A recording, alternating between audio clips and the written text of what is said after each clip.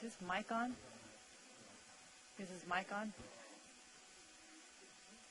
And yeah, we need that on. Rhonda, are there any additions to the agenda? No, sir, there's no additions to the agenda. Okay. Council, would you read into Yes. closed session items, please? Yeah, there are 5 items for closed session today. Labor negotiations pursuant to Government Code Section 54957.6. The county negotiators are Adrian Caleb and Ken Caves, and the employee organization are all units. There's 1 performance evaluation pursuant to Government Code Section 54957. The title of the position is the County Administrative Officer. There is 1 anticipated litigation pursuant to Government Code Section 54956.9, subsection D2. That's just 1 case. And there are 2 existing litigations pursuant to Government Code Section 54956.9, subsection D1. The cases are Guadagnini versus the County of Madera and Verizon California Incorporated versus the State Board of Equalization. Okay, very good. Any questions from the public? No questions from the public. Let's go to closed session.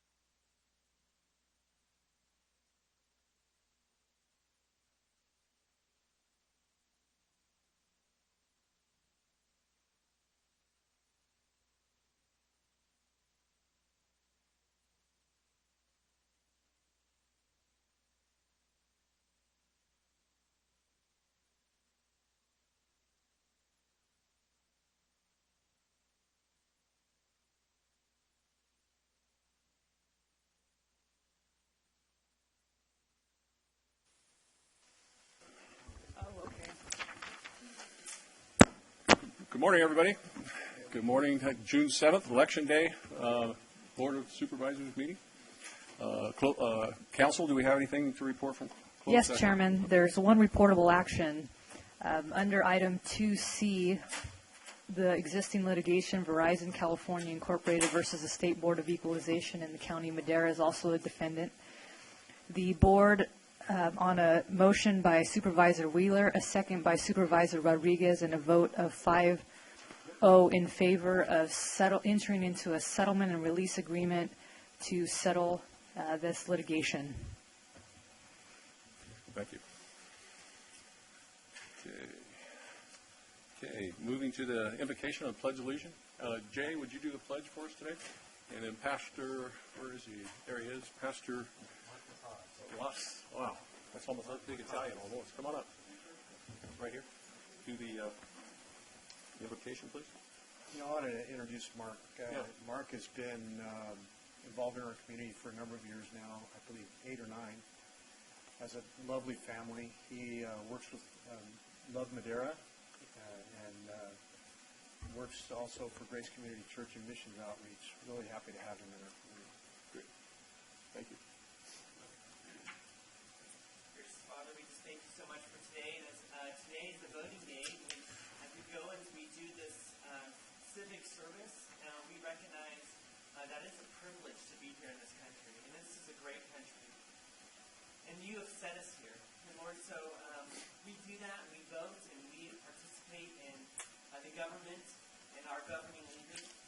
And Lord, we know that your word says that that the heart and the heart of the king is in your hands, and that you set up and that you depose, that you put into office and you take out of office. And Lord, all those things are in your hands because you are sovereign, that you are in control. And so, Lord, today is a day of appreciation for the freedoms that we have. And it's also a day of recognizing who you are in orchestrating these events and orchestrating what men and women are in leadership over us. And so even though it is our vote, it is within and under the will of God. And so we thank you for that. We thank you that there is a sovereign God and that we are part of the plan and that you use us. So Lord, we do pray for today for our state of California as we take another step, very big step toward the general election coming November. Pray for those who are running for election and re-election, for their families, for protection upon them. And Lord, for just grace upon grace. I pray for our county, our city, our state, and for our country. Lord, may you raise up the men and women that you want in. In your name we pray. Amen. Thank you. Does anybody have anything to say before on the people that we are remembering this week at the board meeting? Anybody have anything? As you can see, we lost, since the last board meeting, we lost a lot of county members again, and citizens and friends and family. I'd like to say one thing, and I didn't know the man, but William Henry Wagner, World War II vet. We lost another one of our vets, World War II, that saved us a long time ago. And it's really an interesting background. This guy was an Army vet, hit Normandy, hit Annemasse, Central Europe, Rhineland, and Northern France campaign, and still survived until just lately. I mean, that is absolutely amazing. And another one of our World War II vets gone. So, anyway. I would like to say one quick thing. You know, June 6th is a very important day to a lot of World War II vets. That was D-Day. And we so appreciate the sacrifice that was made by each and every one, many of whom are not here today, many of whom never lived another day to taste of free air. And we just appreciate their sacrifice because of them we have what we have today. And there's no doubt. Thank you. Jake? I pledge allegiance to the flag of the United States of America and to the republic for which it stands, one nation, under God, indivisible, with liberty and justice for all. Thank you.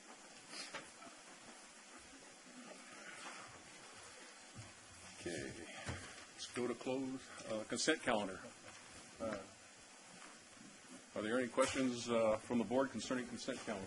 Yes, I got one. Oh, Brett has one too. Yeah, I just would like to pull item AA off of the agenda, bring it back at a later time after it's been vetted a little further. Okay. AA? You said AA? Yeah, so do I have to make a motion to take that off? Yeah. Do we have to make a motion for this? So I'll move that we remove item AA from this agenda and bring it back to a later date. At a later date? Yes. Okay. What's your reasoning? It needs to be vetted a little more. I forgot what it was. It's regarding the water meter installation and pipeline replacement. It's a loan from the state for Rolling Hills. Yeah. Okay. Okay. Do I have a second? Second. I have a first and a second. Brett first. Tom second. Call for the vote. Supervisor Frazier? Yes. Supervisor Wheeler? Yes. Supervisor Rodriguez? Yes. Supervisor Rogers? Yes. Supervisor Farnelli? Yes. Vote passes 5-0. Tom? Yes. Oh, I'm sorry. Item J. I thought we, probably you, It's about the retrofitted lights. I thought we did all of our lights in the county. Oh, it's Maria. Huh? Well, you're there. You can stay. I got another one. My ex-chief of staff. Good morning, Mr. Chairman, members of the board. Maria Miranda, General Services. These are our older buildings. They're long rectangular fluorescent lights. We do have a number of these in our older facilities. Some in the DSS facility, ag, I've seen it. Animal Services. We didn't do them all. No, we didn't do them all. Okay. Then the second thing is on that on the social services rental extension for 2 years, right? Yes, what we want to do is tie it into the other DSS lease, which expires February 2018. We're anticipating being before the board in July for the Health and Social Services project. So we want to time out the leases at the same time so they expire and give us some wiggle room in case we need an extension. So basically, we're just tying the leases to the same time frame. So all DSS leases will expire about that time frame in 2018. I looked at it and I was trying to find a mistake in it, and I was trying to see if they charge us more money, and you did a pretty good job. You got it for the same amount of money for 2 more years and no thing. So I wanted to bring you up and thank you for that. See, first, I didn't tell you I found some mistakes, but I couldn't find any. So that bugged me. You're doing a good job. Well, thank you. Anything else? That's it. Thank you very much, I'd like girl. to pull W and bring some questions up. You want to talk about it? Talk about W? Yeah. W?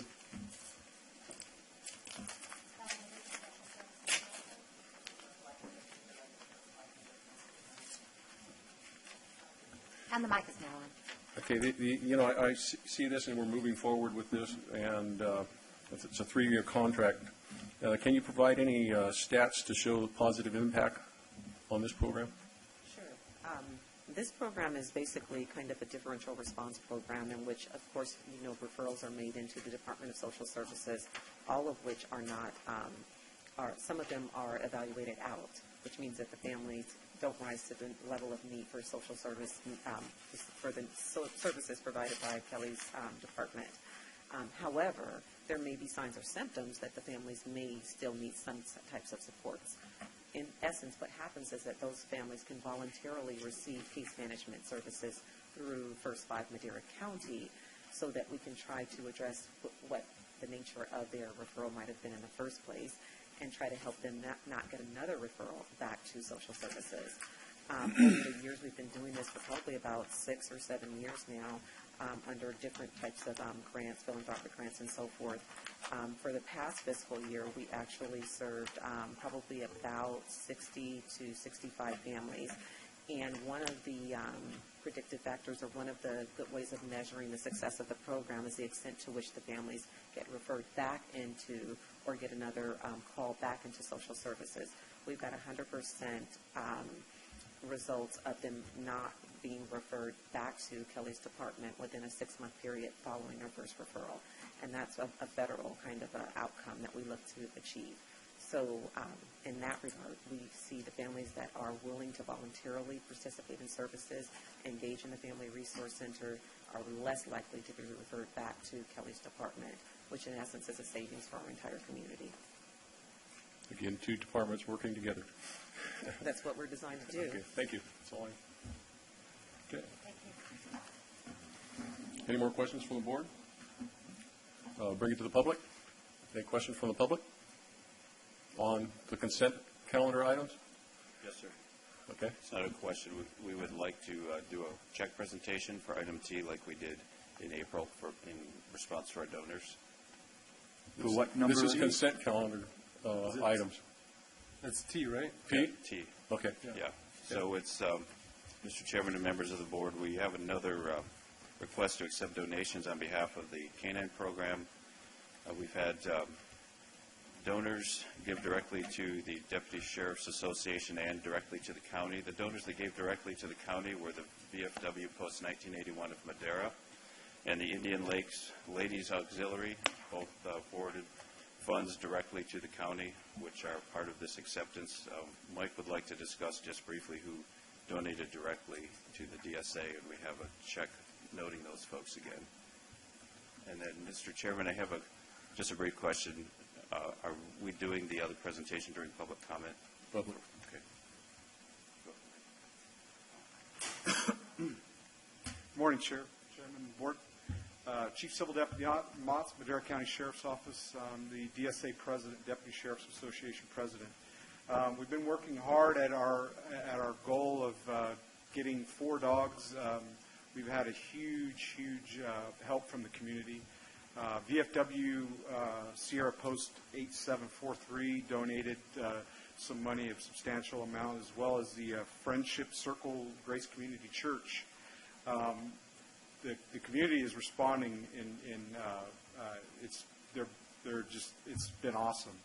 I have a personal friend of mine, or friends of mine, that live right across the street from me, and they're friends of the sheriff's too. Gene and Justin Blocker. Gene is one of the owners, or the owner of Landmark Irrigation, very involved in the community, especially in the farming community. He came to me one day, actually met me out in the driveway when I was out working on one of my cars, and he said, "What would it take to buy a dog for the sheriff's office? I want to know how much it would take." And I'm not talking just purchasing the dog. I'm talking about what does it cost for the training and to outfit the dog and give the equipment for the dog and stuff like that. And I said, "Well, Gene," Gene and Justin, I said, "it's right around about $12,000 by the time everything's done." And he said, "Okay." He says, "I want to help. What can I do to help?" I said, that's entirely up to you. And he goes, "I want to buy a dog." Huh. So here a couple weeks ago, Gene and Justin wrote a check to the Madera County Deputy Sheriff's Association for $12,000. Oh, wow. So huge, great. So far, I mean, as of today, with the donations that we've taken in and that we're presenting to the board, the total amounts right now is $77,900. Jeez. And we want to do a presentation to the board and request that you accept it. That these donations for today are $20,900 that we're going to give to the County of Madera, to the Sheriff's Office, so that we can get this thing going. The Sheriff implemented the process, and we've got 2 deputies online right now that are going to be the next 2 canine handlers, and we have a prospective a company that we're going to purchase the 2 dogs from. So we're rolling through with this. Got some issues with some vehicles, but I think it's very fixable. But yeah, huge success so far. Got to knock on wood that we're gracious that the community has stepped up like they have, and we're just going to keep rolling forward with it. So fantastic. I'd like to show you the check. Brett has a question. What more do we need to get to the final goal? We're running into issues with outfitting vehicles right now. We have 1 canine vehicle. The other one we're trying to work on now to try to get so that we'll have the 2 vehicles for the canine officers to train with. So I'll let the sheriff answer. So we had one that got crashed recently that was at the end of its life. So to be practical and to save money, what we're going to do is, instead of doing 4 Tahoes, which obviously are more expensive, we're going to do 2 Explorers for the valley and 2 Tahoes for the mountains, and you guys can figure out why we need a Tahoe up there. So getting the Tahoes is a little more lengthy process than getting an Explorer, so we're working with Steve at the garage to try to get at least the 2 cars up and running, and then trying to time. We're actually going to switch what we're asking for and get the Tahoes later, so we can get the 2 dogs out there and do the other 2 in the fall or winter, depending on when the 4th vehicle. And the Tahoes will last longer up there too. Yeah, well, especially for a canine unit. You want them to get as close as possible before you get them out. And even last week, we were still having people get stuck in snow up there, farther up. So you can imagine how useful that will be. So. Okay. Would you like to present the check? Yes. You want to go down there, you guys? Sure. Let's go down. So on behalf of the Madera County Deputy Sheriff's Association, I'd like to present this check to the Madera County Sheriff's Office canine program for $20,900.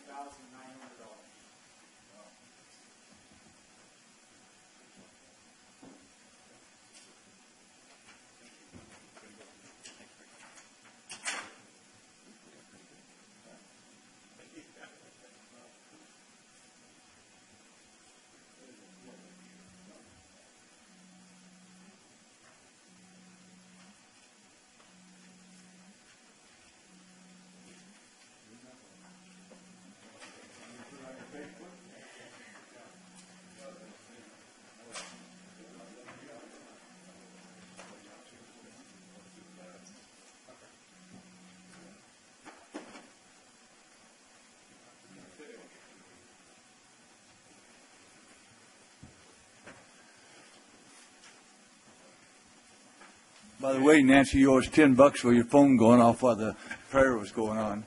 So we need extra water, so just bring it on up anytime you got a chance. Any other from the public? Bring it back to the board, consent calendar. Move to approve. Second. Got a first by Brett, second by Tom. Motion.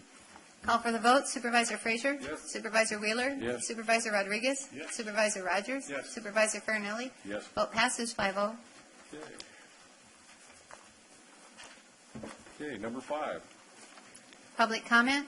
The first 15 minutes of each regular session is set aside for members of the public to comment on any item within the jurisdiction of the board but not appearing on the agenda.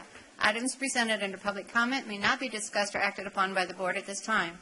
For items appearing on the agenda, the public is invited to comment at the time the item is called for consideration by the board.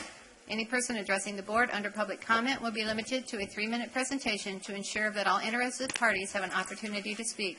Any handouts to the board must be submitted to the chief clerk of the board for distribution to the supervisors.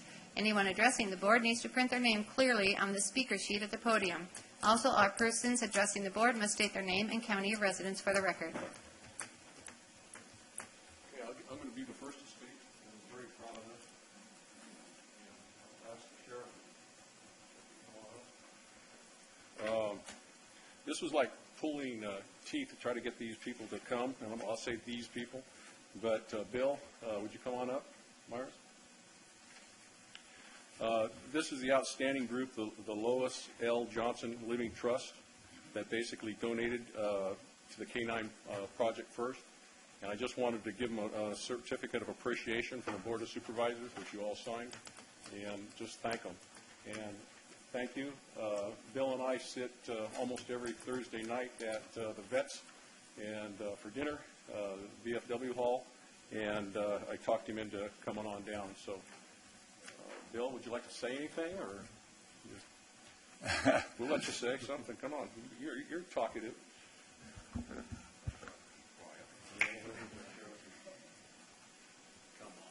on, you're not quiet at the Vets. I know. The only thing I'd like to say is that Lois Johnson, who has made the donations for the dogs, she was very active in the VFW, ladies auxiliary president for 5 years. Her husband was a 100% disabled World War II vet. He passed away in '92. But she was quite concerned about the community and everything. But the dog donation was from Lois Johnson Trust Fund. She passed away about a year ago. So, but that's from her.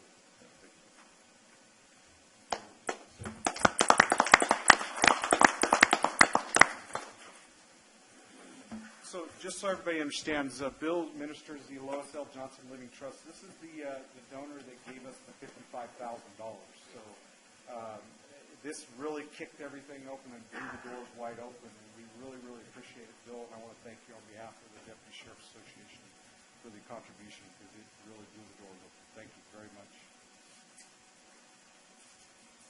I guess the other thing I would mention that we weren't the only recipient of the Lois L. Johnson's Living Trust generosity. Bill had some discussions with us about what other of our neighboring cities or counties could benefit from a K-9 standpoint. We referred him to them, and he has taken steps to support them also. So it's pretty amazing what he's been able to do through the trust. So, Bill, we definitely appreciate your generosity.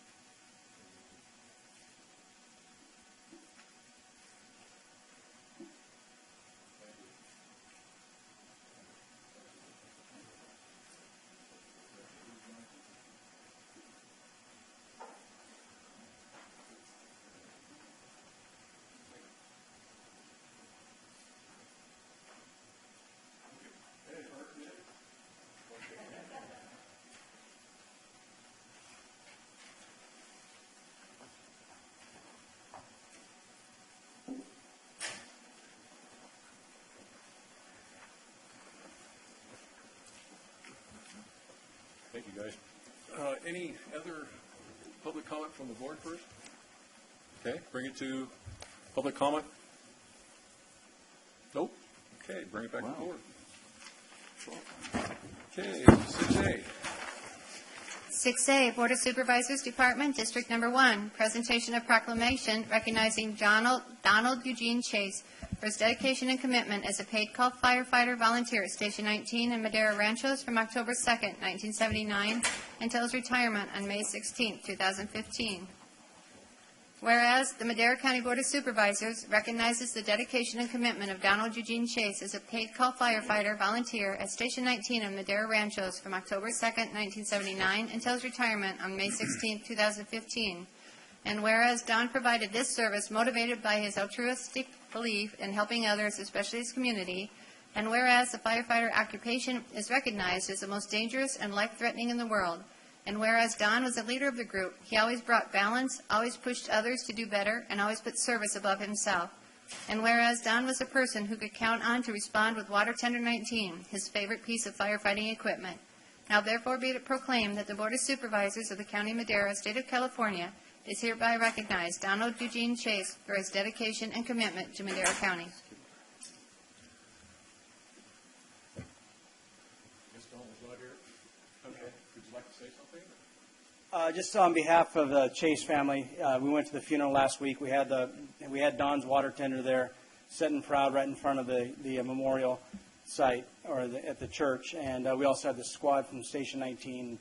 And Don was a big part of getting that squad put together. He was a big part of that water tender being on the road, and really appreciate Don's service to the community of Madera and the citizens. So thank you, Don. And then we will try to present this at the Station 19 barbecue. Hopefully they'll be there, and we'll do an additional ceremony there for the family. Yeah, so I was hoping that we could do that. I never got the chance to meet him personally, but everybody I've ever talked to just spoke so highly of him as both his leadership and bringing people together, and that it was always just for the community, and that was always on his heart. And when we had him on the board, we just thought it would be good to have a proclamation. I think it'd be great at the Station 19 barbecue. Perfect. And one thing that I learned about Don at the service was he built his own boat when he was a younger individual, and he was water skiing into his 70s, so that was pretty impressive. And a lot of the things on the engines and on the water truck he built himself. Whatever he needed to fix it, he would just build it himself. He was always a go-getter. I mean, 37 years doing that for us. Dedicated. Yeah, really dedicated. Everybody's going to miss him. So thank you. 6B. 6B, Social Services Department, presentation of proclamation proclaiming June 15, 2016 as Elder Abuse Awareness Day in Madera County. Whereas each year, millions of vulnerable and older adults are victims of abuse, neglect, and exploitation, including physical, emotional, and sexual abuse, as well as neglect, abandonment, and financial exploitation. And whereas, according to national statistics, elder abuse is grossly underreported because of vulnerable and older adults who are being abused find it very difficult to tell anyone due to shame and fear. And whereas Madera County's vulnerable and older adults of all social, economic, racial, and ethnic backgrounds may be targets of abuse, neglect, or exploitation, which can occur in families, long-term care settings, and communities. And whereas protecting Madera County's vulnerable and older adults is a common community responsibility, and all citizens are encouraged to learn to recognize and report suspected abuse, neglect, or exploitation to the Madera County Department of Social Services. Now therefore be it proclaimed that the Board of Supervisors of Madera County does hereby proclaim June 15, 2016 as Elder Abuse Awareness Day in Madera County. Be it further proclaimed that the Board of Supervisors urges all citizens to work together to help protect elder adults from abuse, neglect, and exploitation, because it is imperative that we refuse to tolerate the indignity of elder abuse. Good morning. Kelly Woodard, your Social Services Director, and with me is our Program Manager, Heidi Sanzina, who is over all of your adult programs. And then we have Julie Johnson and Sharon Diaz, our leadership in that area. I'm very proud of the work our Adult Services World does, and Heidi had actually asked if she could say a few words on behalf of that division. which I'm regretting right now. Take a deep breath. Thank you for allowing us a moment of your time to come and talk about and bring awareness to elder abuse. In an effort for us to bring attention to elder abuse, we're placing pinwheels for each report of elder abuse for the month of June on the inner fence at the 605 South Gateway building. At this moment, there's 11 of them since June 1st. APS would like to acknowledge our partners in law enforcement, both Madera County Sheriff and Madera PD, as well as our medical partners, Madera Community Hospital and Behavioral Health. Some interesting federal facts state that nationwide, 1 in 10 people over 60 are victims of some type of abuse. Also, that 10,000 people turn 65 each day. And finally, census figures predict that by the year 2030, only 14 years from now, 1 in 5 people in the United States will be 65 or older. Thank you. I'll be a little more than that. Yeah. I want to turn in the board for mentally abusing me almost every board meeting. And I'll make sure on the 15th, Get right on that. and on the 15th, I want to make sure that you guys keep them in line to protect me. I thought elder abuse was Tom abusing me. Well, maybe that's the way I meant. Thank you so much, and let's go down and take a picture with you guys. Come on, guys.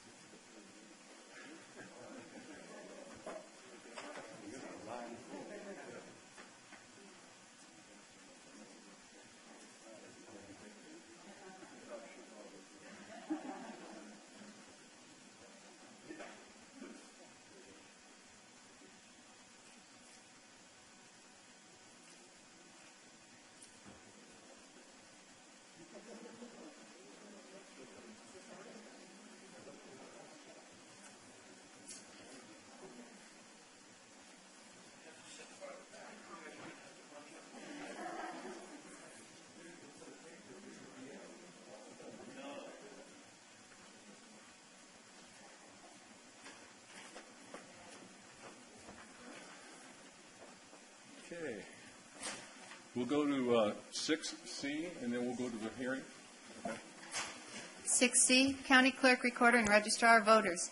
Discussion and consideration of approval of a receipt of anticipated revenue number 15-105 in the amount of $130,000 derived from recorder documentary transfer tax to special department expense for fiscal year 2015-2016 for the purpose of funding Phase 1 of the Clerk Recorder System upgrade, and authorize the County Clerk Recorder to enter into an agreement with Tyler Technologies.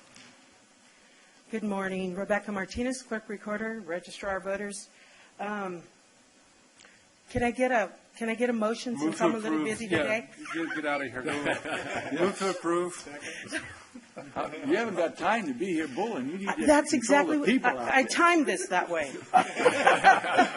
In other words, that's a 5-minute break, right? I know, right? Yeah. There's a motion. Okay. Anybody have any discussion?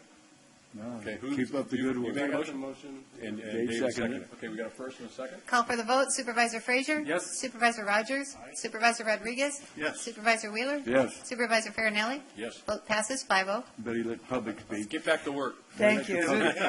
It's strange. Rick, If you come what's back the on the public first Tuesday of November with something else, I'm going to know that you're doing You're gonna it. know You got something else. You'll know I planned it. Anybody Thank want you. to, real quick, anybody from the public want to speak on this? Oh, don't do it. They need me over there. Okay. Thank Okay, you. Thank you. Appreciate it. Thanks, Tom. Okay, let's go to the 10 o'clock hearing. Okay, 7A, Board of Directors, Special Districts Assessment District Number 89-1, Bass Lake Public Works Department, Municipal Services Division. Hearing to consider a resolution approving the estimate of expenditures and making a determination to levy and collect a special assessment for road maintenance purposes for Assessment District Number 89-1, Pines Tract, Bass Lake for fiscal year 2016-2017. Good morning, Chairman and members of the board. Philip Toller with your Public Works Department. For your consideration today is the continuation of the annual assessment and work program for AD 89-1, the Pines Track at Bass Lake. This is an annual housekeeping item required to meet certain provisions of state law. The district pays an assessment of $100 per year per parcel to provide maintenance of their roads and easements.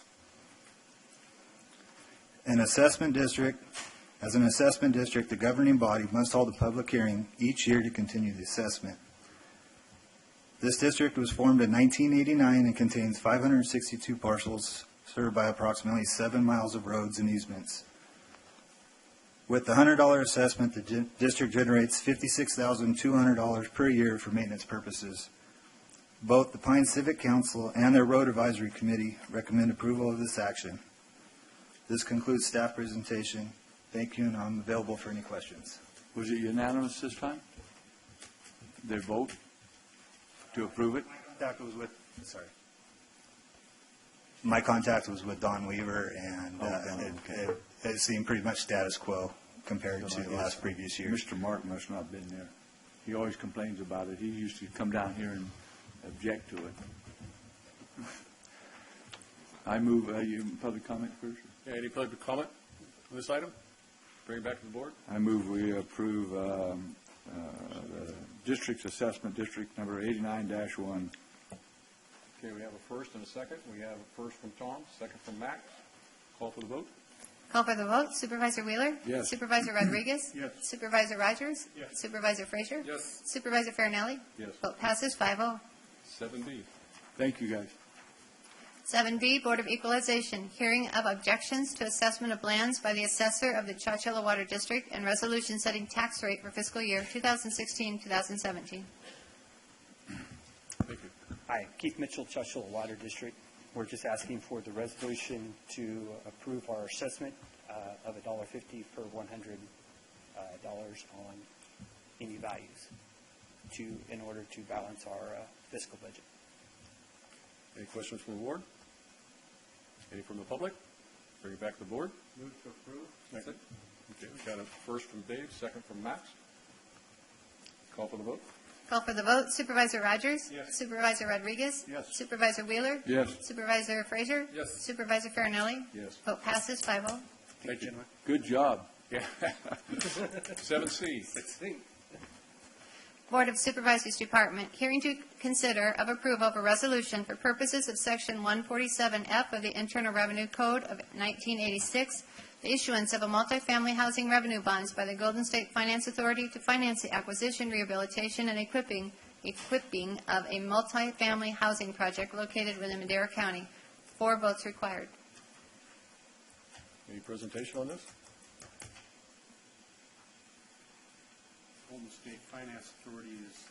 Yeah, it's RCRC. That is RCRC. Yeah. Eric, do we need to pull it? Possibly. I'm not sure who was going to present this item. It's under the Board of Supervisors. Chairman, if I will just say one thing, I think there are representatives here, but the county has no financial exposure or liability on these bonds, so essentially the federal law requires that the TEFRA hearings be held by the entity in which the project will be built. So just a little bit of background information so you know the purpose of it on today's agenda. Okay, to the public? Push the button right there in the middle. Yeah. I'm Carolyn Holmes from Golden State Finance Authority. So we're presenting this here in Madera County because Madera County is a member county of the Joint Powers Authority, Golden State Finance Authority. So it's within our jurisdiction to have the TEFRA overseen here in the county. You can spend it all here in Madera County? I'm sorry, You can spend it all here in Madera County? No, the project itself is within Madera City of Madera. But that's within Madera County. Right. Yes. Yeah. Sometimes there's a delineation, but the city is in that county, Madera. Yeah. Well, we ought to wait then and see if we get our tax sharing agreement done, then we'll do it. County Council, you already spoke? Okay, thank you. Any other questions from the board? Golden State Finance Authority is a very well-run organization. RCRC is just so outstanding. And Greg Norton, the CEO, of RCRC is on top of these things so well. I'm just really impressed with their whole ability. Carolyn, do you work for Golden State? Or? I do. This is one of several projects in California where we are providing TEFRAs to help finance the multifamily renovation projects. Okay. I move to approve. Second. We need to hear from the public first, besides this public.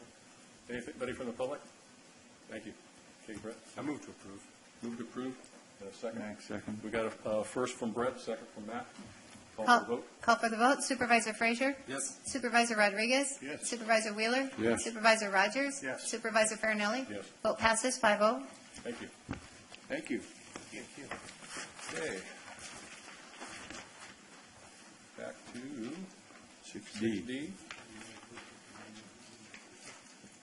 6D, County Administration Department, Risk Management and Legal Services Division. Legal Services with Lozano Smith. 1, discussion and consideration of approval of request for transfer of appropriations number 15-107 in the amount of $1,100,000, transfer from appropriations for contingencies to County Council, professional and specialized services and judgments and damages for fiscal year 2015 to 2016. 4 votes required. 2, discussion and consideration of entering into amendment to agreement number 10440-C-2015 with Lozano Smith, LLP, increasing the cap on the compensation from $550,000 to $950,000. Good morning, Mr. Chairman, members of the board. Just so your board is aware, Darren is going to sit up in Regina's place for this item. Before you today is a transfer of appropriations. The majority of the money in the transfer is for outside counsel services for litigation and things that happen in a typical year. As your board is aware, we've settled a good number of our outstanding cases this year. So a good portion of the costs in this transfer go towards those activities. The other portion goes to increasing the Lozano Smith contract. And I just wanted to take a moment to report to your board that we're just finishing up the first full year of services under this new model with the contract county council services. And I can tell you that the reports I get back are positive. It took us a few months to get everything dialed in. We needed to get our CRM request system working well with their firm. We also needed to get the right people in place from their firm to handle the different aspects of our business. And I believe Regina is going to get into that, kind of introduce everyone to the team, and for those of you who may not know. But I think one of the things that I did want to highlight is the fact that we've got the annual budget pretty well dialed in on this contract at this point, and we're very comfortable in the contract at $950,000 per year. And to give you perspective, if we had the old model, which was internal, full-time, fully staffed county council office, with the new compensation study that goes into effect, would have affected those classifications here in July, that would put us at about $1.6 million annually if we were still with the old model. So just so your board and everyone in the public is aware, we're still getting a significant amount of savings annually and receiving, from my perspective, a very good service. So with that, I'll turn it over to Regina, who's going to go through and talk about the team. Thank you, Eric. Chairman, members of the board, I have a very short presentation, but I just wanted to provide an overview and show you the faces and the names of our team. We strive to provide innovative and really tailored legal services. So this isn't going to go into the depth of our expertise, which goes beyond this core group here, but for consistency of the relationship with the departments and the department heads, we have this team here that's specifically assigned to the county. But like I said, we have just a whole law firm of experts in various areas. So I'm your county counsel. I obviously sit with you and make sure that the board is complying with the open meeting laws, which are the Brown Act laws, and really I just oversee all the legal services we provide.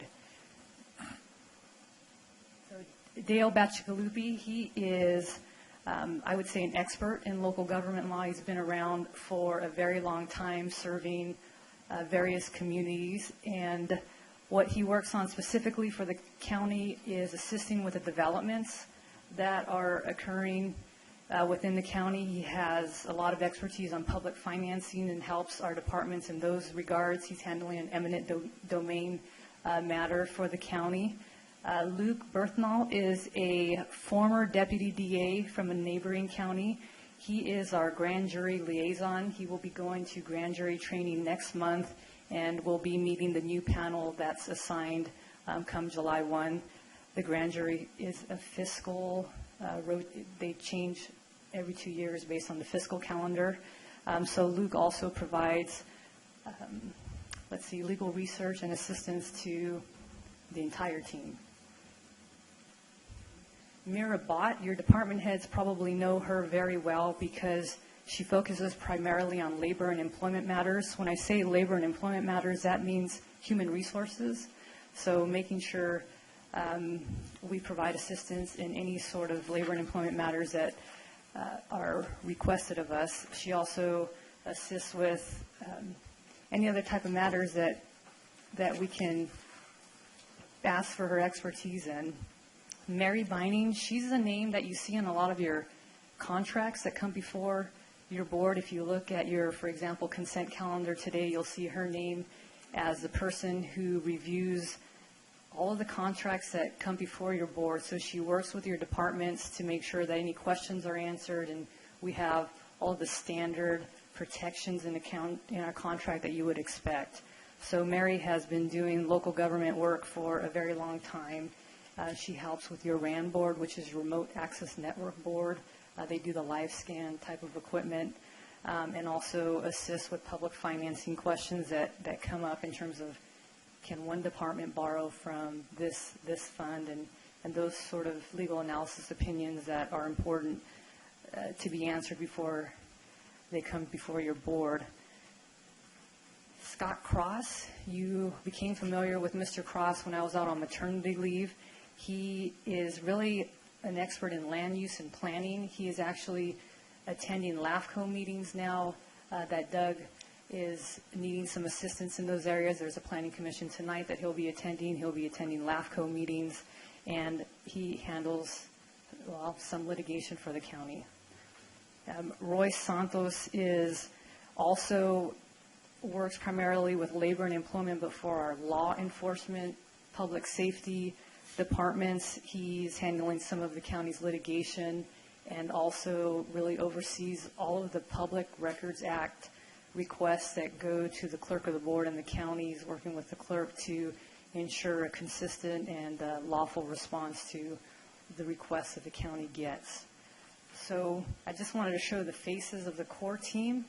If there are any questions, I'm happy to answer them. Brett? Yes, first I want to say that I think you're doing a fantastic job. Absolutely fantastic job. I don't know any different because you were here when I first got here, but I know that I feel you're beyond capable of this before I say any of this. I believe that we're getting more streamlined. I think that department heads know now, there's some growing pains in any kind of transition. I think department heads know now who to go to, who's their person at Lozano Smith, and so I think that's starting to get much, much better. And thank you to you and everyone at Lozano for helping make that much better. But from the beginning, this has been somewhat of an issue for me. I mean, we made it as a cost-saving measure. You're still saying it's going to save with the new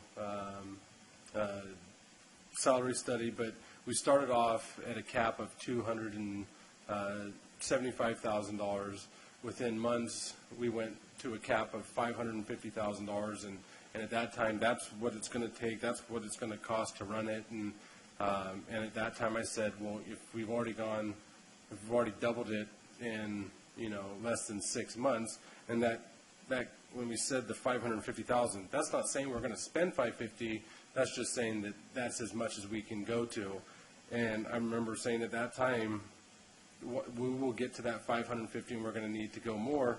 And here we are, a year later saying we're going to go from $550,000 to $950,000. And, is next year, are we going to go from, because no answer is going to help me with this one, because the last time you said, no, 550,000 is where we're going to get to. And so I just have issues with these costs can get out of line just as easily in the private sector as they can in the public sector. And I want to make sure that we have somebody that I don't want to go back to the old model. I think a hybrid where we have one county council that we call and answer to in our county council department that helps us to make those decisions, that helps us to control these costs. In a perfect world, I'd like to hire you there. So it's not a personality or personnel issue for me. It's not that I'm not happy with the service. It's that I want to make sure that we don't get out of control on these costs. And in the same vein, just saving money isn't always the only reason to do something. With the work product that I think we've been getting, I think we are saving money not just in the budget line item, but also in avoiding different litigation, tightening up our contracts so that we're not liable down the road. Like, part of what we've had to pay out in this $1.1 million is contracts that weren't written tight enough and left us open to exposure. So saving money isn't the only reason to do anything, but I just would feel more comfortable in a hybrid system with you as our county employee, a department of one that controls these different contracts. One of the other things I've always said that I have an issue with is what happens when one of your other clients is suing us. Who takes precedent? Whoever has and I'm going to say it just sounding callous, but whoever has the largest contract that you don't want to lose, is that who you would back off of? And because Lozano Smith does a lot of different clients throughout the valley, and we never know when we're going to be at odds with one of those. So I just want everyone to know those are my concerns. They've never changed. I think some of the concerns that I had at the beginning where we didn't know who went to where, you just did a great job at making sure that the organization was put into place. So I think that we'll continue to work on these things, but they're my concerns. And I don't know if you want to answer any of those or if you can't. Sure. Thank you for the compliment of thinking I'd be a good addition to the county team. I appreciate that.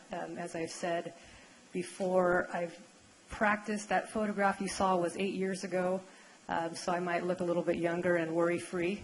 Time has changed a little bit, but I've only worked with Lozano Smith in all of my practice as a lawyer, and I'm very loyal to them. So as much as I've considered the possibility of asking to be hired, my loyalty stay with my firm. They've done me very well. In terms of potential conflicts, I would say so far your concern was raised in terms of any conflicts with any entities that we might be at odds with. I would serve as county counsel. Our firm would probably have a conflict, but so far there hasn't been one. And so conflict of interest questions are very fact-specific, and I would hope we wouldn't make a decision just based on who has a bigger contract. But so far we haven't had to cross that bridge. The question was asked whether we represent any local school districts or any cities within the county, and that's just hasn't been a concern yet, so I'm hoping it There was would, with but- Golden Valley Unified on their, on that last bond issue, and then you moved yourself as their Bond counsel. Bond counsel. Yeah, and that attorney, Mr.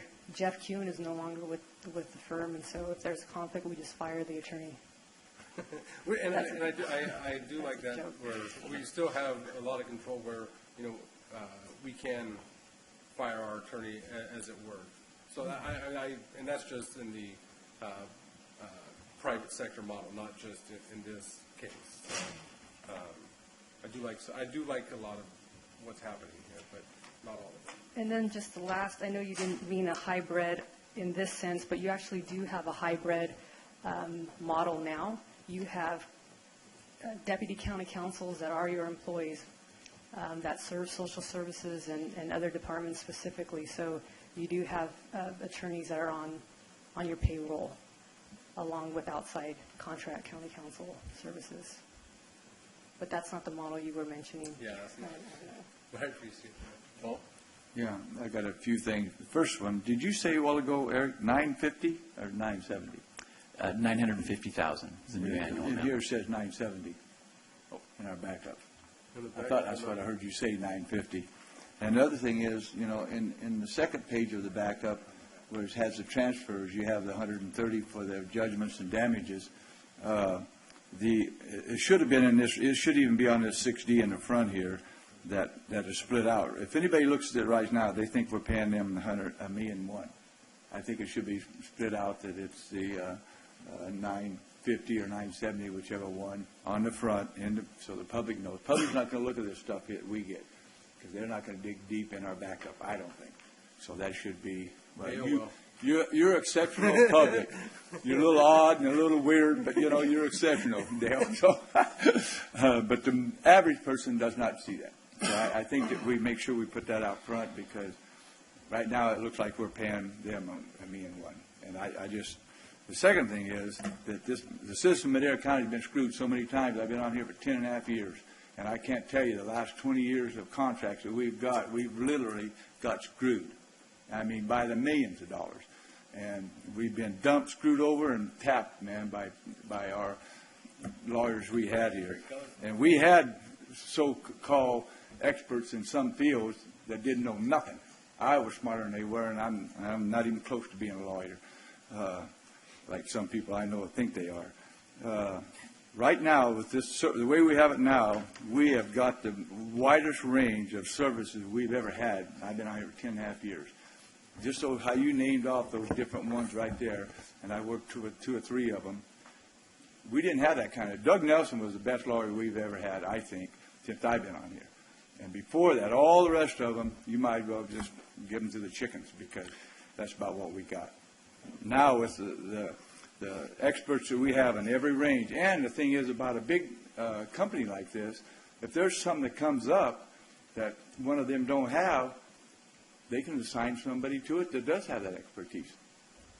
We had to go out and hire somebody else to do that if we didn't have that expertise. And the reason that, you know, you're bitching about how it's jumped up each time, look how much more we've been sued this last year and a half. That's what brings up our dollars.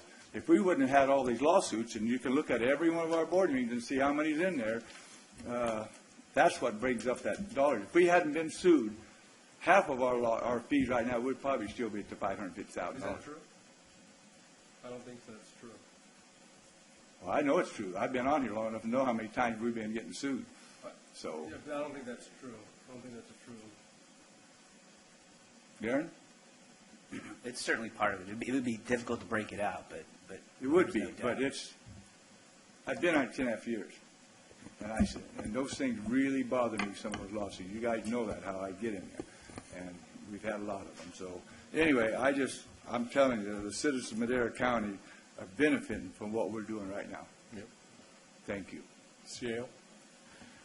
I'll go back to the annual budget. Thank you, Mr. Chairman. Darren and I have talked about this along with Regina, and we really feel like $950,000 is a good number for the routine services that this firm is going to provide on an annual basis.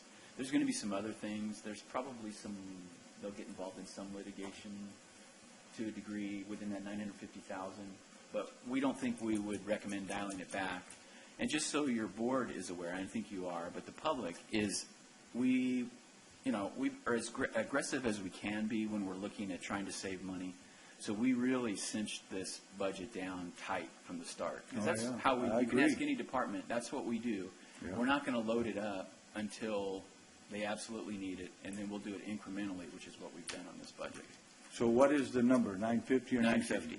950. And that's what we'll be recommending next year in the 2016-17 budget. So, okay. Well, this in here says in our backup says 970.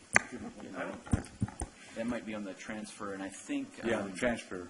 Yeah. Sorry for any confusion there. Yeah, correct me if I'm wrong, but that represents a $550,000 savings from our previous model.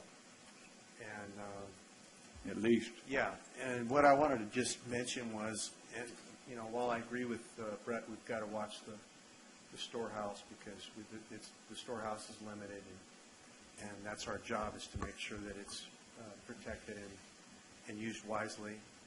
I want to just point out that we've reduced our exposure significantly from previous years. We were literally bleeding money out of county council as a result of poor contracts, construction, just a number of poor advice, period, in many cases. And so I really feel that we've reduced our exposure. We've done a great job of that, and that is largely due to Regina's prowess. I remember when I was chairman of the board and came on, and I said to her, "You're the keeper of the gate." You remember me saying that? And I said that when we want to, when a lawyer feels like they need to talk to us, you make sure that is exactly what needs to happen. And if otherwise, you do a synopsis of what's going on, so we don't have lawyers sitting here at $300 an hour, just increasing the liability of the county in that regard. And she's done a great job of that, and I know Brett complimented her on that. That's true. The significant reduction in cost to the county on this model. This model has just been in its inception for the last couple of years. It's been 2 years?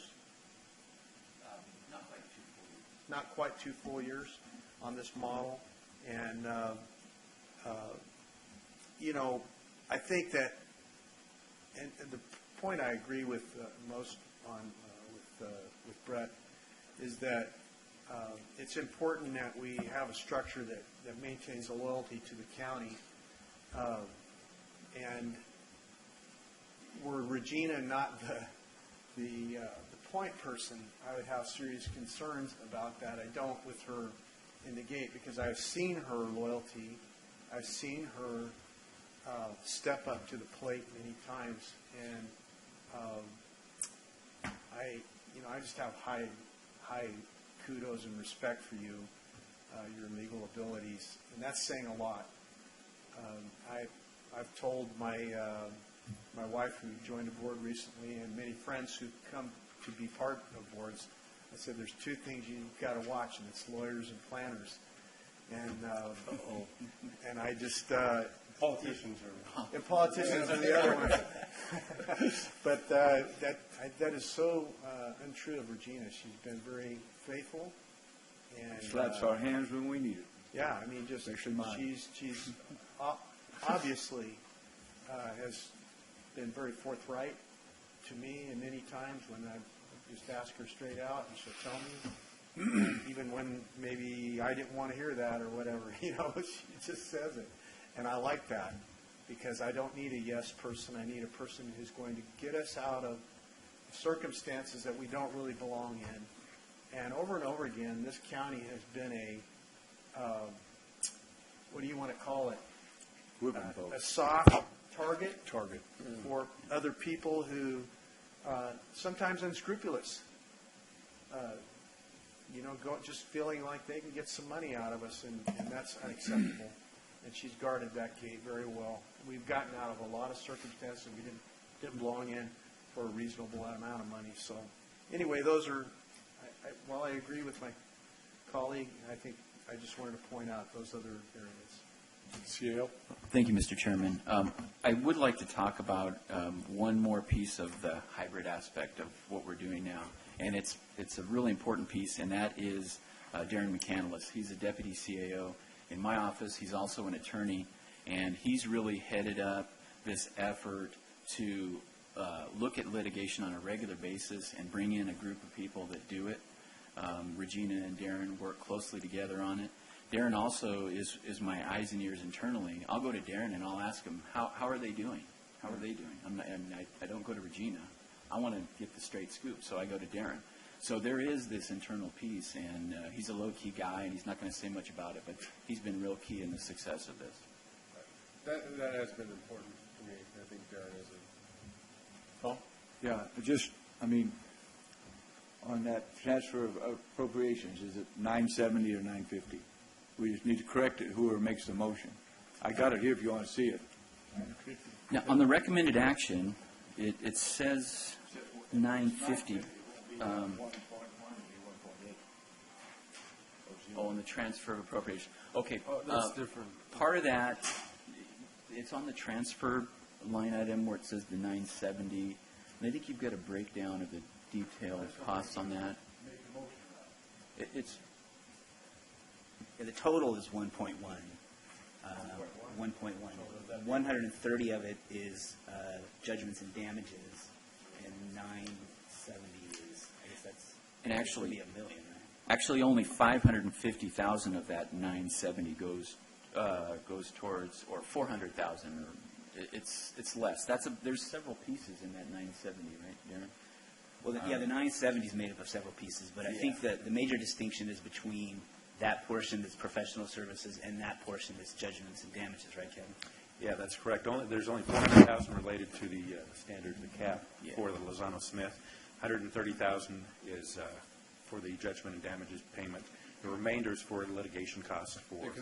There's already 550 built in. That's correct. That's right. And This year, the difference. So the 970 is a combination of litigation costs and Lozano Smith cap amount. I just want to make sure we got it right for the public when we do this. If it's a $950,000 max, that's what it should say instead of the 970. But, so, I guess, so then using the logic and argument that the reason we got from 550 to 950 is because there was increased litigation, but part of that 970 is the increase in litigation. How are we getting the other 400,000? I think just to clarify, that's just an amount that we need for their routine services. That's not litigation. There's additional monies in there for outside counsel for litigation. Right. There's the cap services for Lozano. There's a significant chunk which is payment of outside fees associated with litigation. So then it is easy to break out what is litigation and increased lawsuits versus what is actually in-house services for Lozano Smith. So none of that 950 is outside litigation. Right. So it's just Routine services. just routine services. It has nothing to do with whether or not anybody sued us this year or the year before or next year. 950 is just more suite of services and not increased litigation. Well, it is because they're still doing the services to investigate those lawsuits. They're not just sitting there drawing that. We can help identify that, and I think it'll be clearer as we get more full years of their service, because what we're experiencing is, their firm compared to having the internal model is they are actually taking some percentage of that outside litigation that would typically just go out, and they're handling it. Whether it's 10% or 15%, I don't know. Whatever that amount is, it could change daily. Something. Right. You're correct. You're correct. So we'll work on trying to identify that as we get more data, more figures. Okay, David. Yeah, that would be an important component to break out, because then we know we're saving $550,000 from the other model, but we're actually probably saving a little bit more, and we need to know exactly what that is.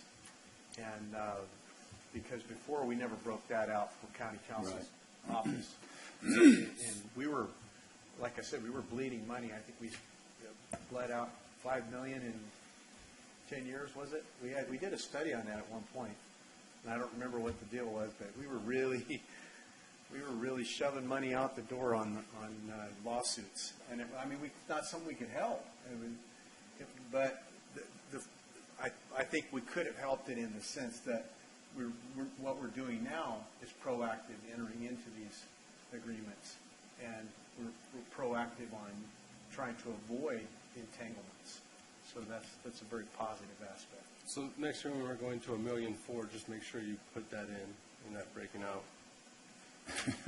I'd like to make, I hope, the final comment, and then we'll bring it to the public. But this was one of the things that I really enjoyed working on because when I came on as a supervisor, we were out of control, and we were out of control on all of our lawyers, and not lawyers that basically had the specific item to work on, like land or any of the contracts or anything like that.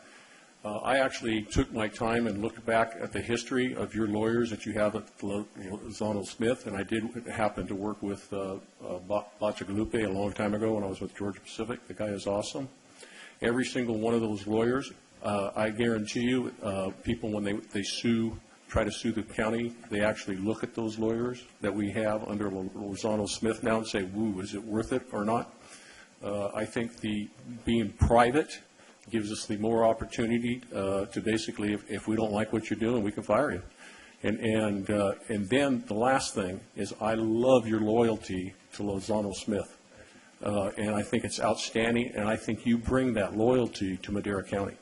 And whenever you have an employee that basically doesn't want to get on with Madera County or a government agency and likes what they're doing with their company and appreciates their company, that loyalty moves on to the next company that you're working for, or that loyalty moves on to the person that you're representative. So I really appreciate that. I think this model was very courageous that Madera County took on to privatize our county council. And the benefits, I mean, we're closing cases that were clear back in 1995, and a few of them, in fact, a bunch of them. And I just really appreciate your firm, and I think the outstanding work of every single one of those outstanding lawyers that we have now with Lozano Smith has been well worth it. So thank you. Anything from the public?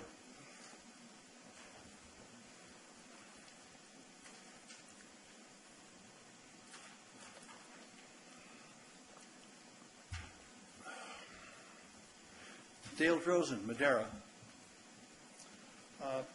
I don't know how this system works yet. I haven't had a chance to talk to many people and find out whether it's better than the old system or worse than the old system. It does cause me some concerns that we have a contract that started at $200,000 and in 2 years it's over $1 million. Nope, 950. Sorry, close to $1 million. Well, the paper's got a $20,000 discrepancy in it, so that much shouldn't matter.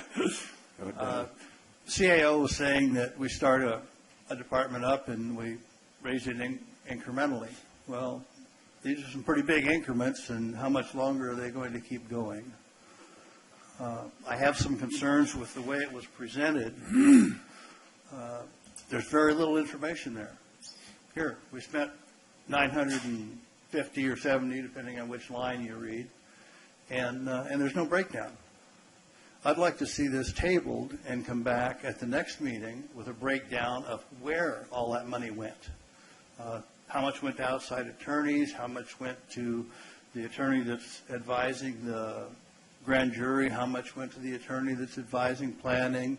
See the whole thing, where the money is going, what it's costing us in a breakdown, and then I can go into the auditor's office and get a breakdown. Every time you make eye contact with an attorney, they bill you for 6 minutes, and then every 6 minutes they add another one onto it. That's all got to be in the paperwork that we're getting. We should be able to track all of this, where the money's going. And I'm not asking for that, but as a backup for the meeting, you should at least have which cases they worked on and how much went to each case. That's not disclosed. That would be too much, Dale, to even think about putting on a backup for an agenda item. You're talking about a year's stuff, you can't even believe what we go through. And if you want to look at the backup, look at our lawsuits and every one of them. You can't see what there are. How many cases? Lots of them. 100? I would imagine.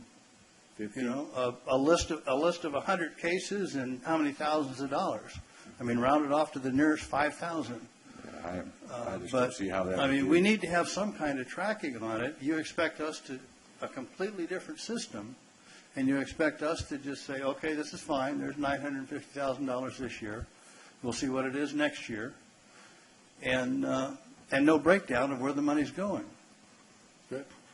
Mr. Chairman, if I could respond, I guess maybe another way to think about this is we are, at a minimum, getting the exact same level of service for $950,000 that we were paying $1.3 million for in the old model.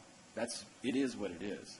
There's no question about that. So we never nitpicked the internal model and looked at every little thing that they did. But we are getting, and I'll tell you, we're getting a lot more than we got. I guarantee you we're getting a lot more. And we're saving, $350,000. That's before the compensation study, which would boost us up closer to $1.6 million. So it's the same service at a minimum for $350,000 less. With all due respect to the board, it doesn't take much to get above the level of service that we were getting in the old system. Thank you. Anybody else from the public? I make a motion we approve item 6D, 1 and 2. Do I have a second? Second. Call for we have a first from Tom, second from Max. Call for the vote. Supervisor Wheeler? Yes. Supervisor Rodriguez? Yes. Supervisor Frazier? No, but at 25% no. Supervisor Rogers? Yes. Supervisor Farinelli? Yes. Vote passes 4-1. Okay. You can have a yes next year if it comes back at $950 plus or minus $50,000. Well, I think if you'd have been here 3 years ago, you'd have seen a little difference, I guess. Yeah. 6E, please. 6E, Fire Department Fire Protection Reimbursement. 1, discussion and consideration of approval of a resolution approving fire protection agreement number 4CA03088 by and between the County of Madera and the State of California Department of Forestry and Fire Protection, CAL FIRE, and authorizing the chairman to sign on behalf of the County of Madera. 2, discussion and consideration of entering into state agreement number 4CA03088 with California Department of Forestry and Fire Protection in the amount of $5,860,010 for fire service and operations for fiscal year 2016-2017.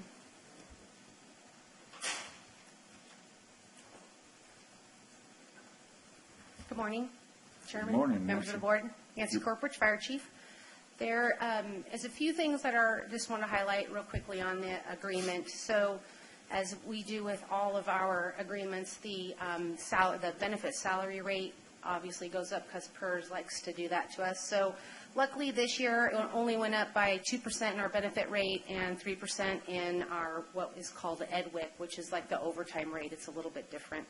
And then the administrative rate for the state only went up by 0.2, so that was really good for our admin rate. And because the Riverstone project, which we're very happy to see that starting off, because the Riverstone project is going to be occurring within this fiscal year, it was added to this budget. Now, it doesn't mean that all of this is going to be paid out this year. It depends on when those homes start to get built and those bodies start to come on board. But that's the additions. And then we did increase by 5% for a potential raise because our union is in negotiation at the state for a raise. It's not looking favorable, but we certainly wouldn't want to put you guys in a bad place if they did get a raise and we didn't make any adjustments for that in the agreement. So there is a 5% raise in there as well. Any questions? Any questions from the board? I guess I should push my button on. Got to push my button to keep it going. Got $10 yet? No, you don't. I got 5. Yeah, that's close enough. It just irks me, the benefits, that 883. I think when I first got on 10.5 years ago, it was around 58 or something, which was about 18% more than ours. What can any of you tell me what our deputy sheriff's benefit package is? Is it still in the below 50%, or is it up to this 83, or what is our deputy sheriff? Supervisor Wheeler, I'm pretty sure it's still below 50%, the total benefits. Can anybody tell me that? Kevin, if he's got, he may not have the information with him, but I think that's a safe guess to say it's still below 50%, or maybe not. Definitely retirement is below 50%. I think for safety, it's about 38% for retirement costs. That includes Social Security. But health is kind of the big one. At the maximum level, I believe it's $16,000 annually, and that runs right around 20%, I believe, of their salary. So what would be your total? This is total. This is everything. Right, you know? right. So what would our sheriff be right total? around 70 to 75% for About 70, 75%. sheriff deputy, yeah. That's unbelievable. Yeah. So you're right. This Check might be it a out, silly, you know. Anybody else, any questions? This might be a silly question, but why do we have to have two fire chiefs at one station? They're not at one station. Well, it says it on this form. Your chief officers aren't assigned to a Captain, fire I'm station. sorry, captains. Which station are you looking at? Riverstone? You always have to have at Oh. least one captain, right? Right, that happens to be because the staffing model for that station will be under what's considered a traditional staffing model. We're going to get away from having one person at a fire station. So eventually, you're going to have two captains, several engineers, and firefighters, so that you have more than one person responding. So in order to start that process in that station, you want to have your supervisors there first. You wouldn't want your firefighters can't be there by themselves, and you wouldn't want engineers to be there to start up your program or to run your program. So the supervisors are going to start out and they're the captains. And they so pay the for it, captains too. will be That's running the not our station. water, so. Riverstone pays for that, right? Correct. Riverstone pays for that. And Although that's it what- still and shows up that's in our your goal. agreement. Yeah, and that's our goal to do, because, I mean, until we can even think about lowering our ISO rating, we got to have those two people at every fire station, period. That's the reason we're talking about our safety measure tax, so. Correct. It's very important that we make these developers already do that right up front. And that, I think that's something that we've Well, all. I think you said it right first time, is basically why in the heck are these expenses? I mean, the benefits and everything else, it's absolutely ridiculous. We're getting, you guys do a great job and everything else, but we're getting ripped off. But anyway. Okay. Bring it to public.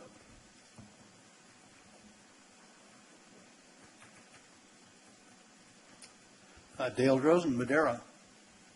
As you consider this, think about the fact that you have the same number of employees that you've had for decades. The fire department, as Chuck Hoover used to say, in Madera County, no engine will respond without at least one driver, and that's it. You climb on the engine, you go out to the fire, and you hope some PCFs show up. If you have a major fire, you have something where you need 3 people guaranteed, you need 4 to go in, unless there's somebody trapped in there. You need 4 engines sometimes. We need to grow the department. And as for the wages they're getting, I'm not going to compare apples to oranges and sheriffs and highway patrol to them. I'm a retired captain with CAL FIRE. I've had 3 heart attacks. I've got COPD. I've had both knees replaced, and I've got a broken back. All What are you doing here? work-related. It's my job. It's my duty to keep you guys honest and to stay involved. They earn every penny they make. I agree. Thank you. Any more from public? Bring back to the board. I move we approve item 6E, 1 and 2. Second. Since 1927, right? Got a first and a second? Call for the vote. First, Brett, second. Call for the vote. Supervisor Wheeler? Yes. Supervisor Frazier? Yes. Supervisor Rogers? Yes. Supervisor Rodriguez? Yes. Supervisor Farinelli? Yes. Vote passes 5-0. Thank you, Dale. Okay, 6F.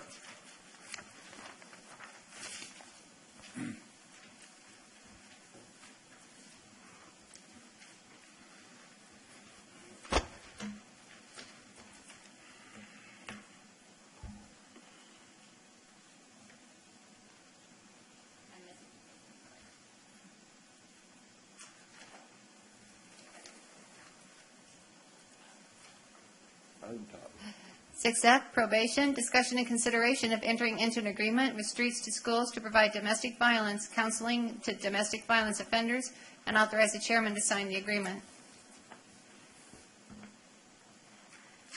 Good morning, Board. Chairman Stephanie Stokel with probation. You have an item before you that's just an agreement with a provider for domestic violence counseling.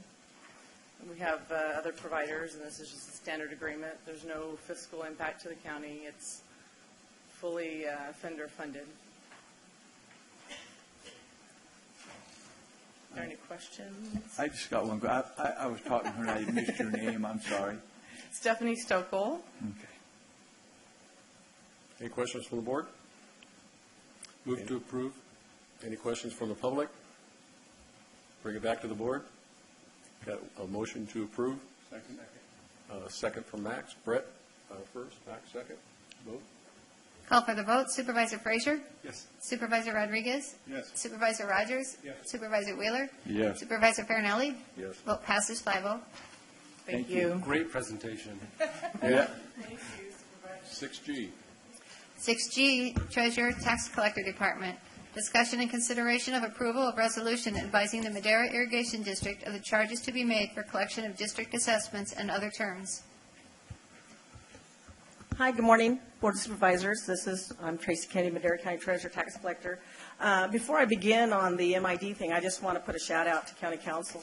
And every person on there except for one I've had to deal with, from personnel to public records to public finance to issuing debt to bankruptcy to tax sales to resolutions to ordinances. And I have to think, I even have Regina, her phone number on here. Yeah. So Automatic dial. anyway, I'm surprised it's not more. I figured that would just be because for my department, the increase. But anyway, Dale Bacigalupi works with my department very regularly. I love the fact that he is very knowledgeable in public finance. He's very schooled in overall county debt issuances. And anyway, Did we have that before? I appreciate the help. Thank you. Thanks, Tracy. Anyway, on to the MID issue. I don't know if you have any particular questions about it or not, but several months ago, MID approached us to do their billing and collection for their annual assessments that are due primarily around the same time as property taxes. And since then, we've had numerous discussions with MID and reviewed the governing code sections. And lo and behold, MID is a special district formed under the provisions of your irrigation district law. So two main administrative functions of the MID are levying the assessments and collection of their assessments. So we've had several meetings, several working group meetings with MID. They have approximately 18,000 assessments that they bill annually, and those are expected to dovetail within our property tax collection assessment rules. So we send out about 60,000, so 18,000, they'll be part of that 60,000. It's not over and above. It will be part of a line item on the tax bills.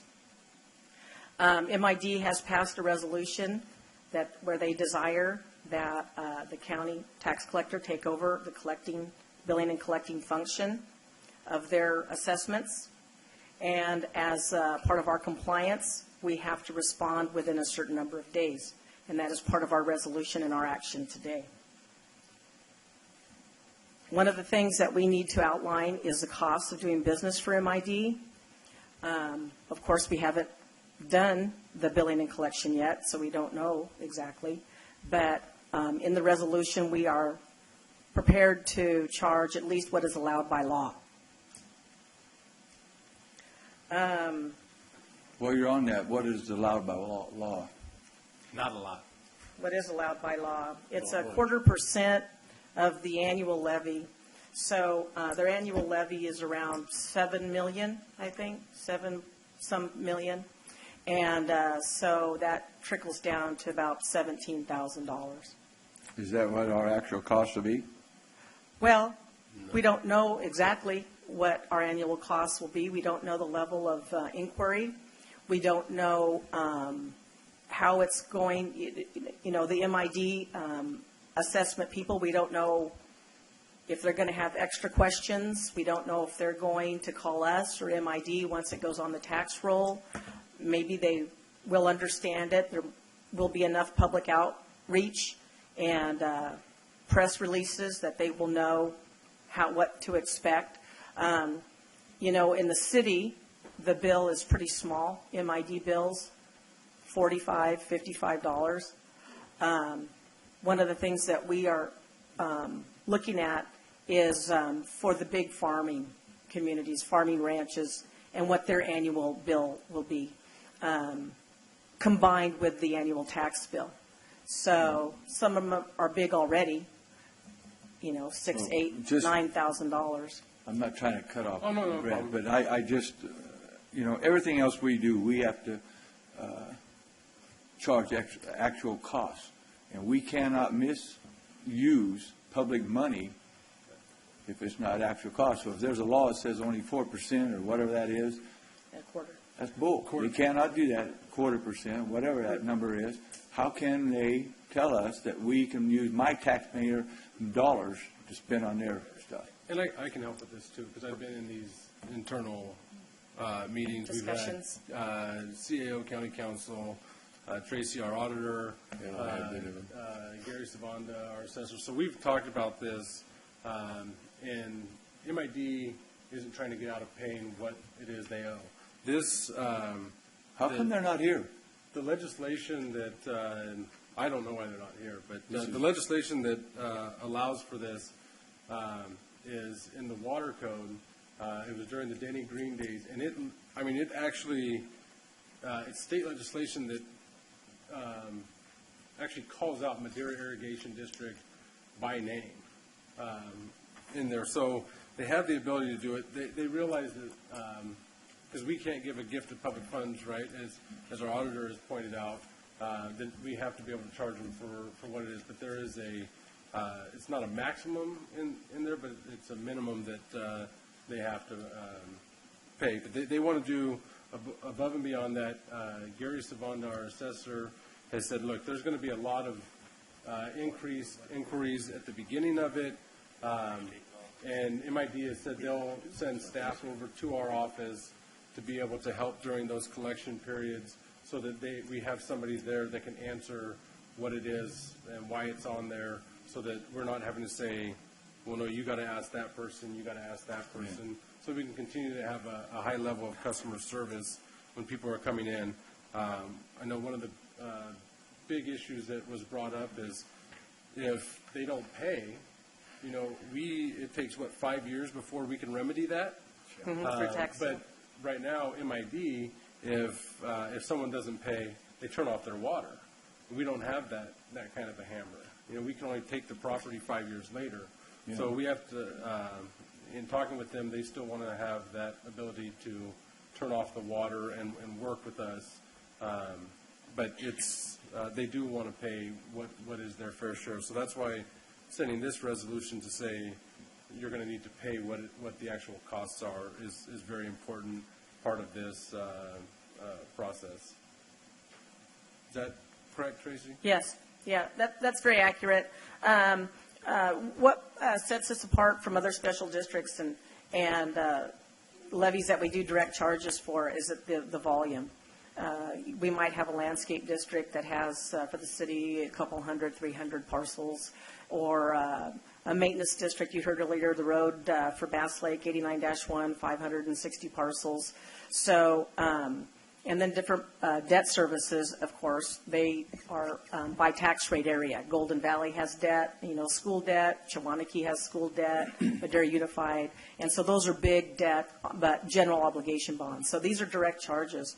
And it's just a big volume on the tax bills. Now, other counties do this.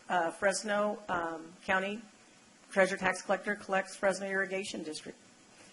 Kings County collects Kings County Irrigation District. So it is in other counties. I haven't reviewed all of the counties. I've been busy. But anyway, I don't know if somebody else, in fact, MID, they've been really good to work with. They provided us their list of parcels.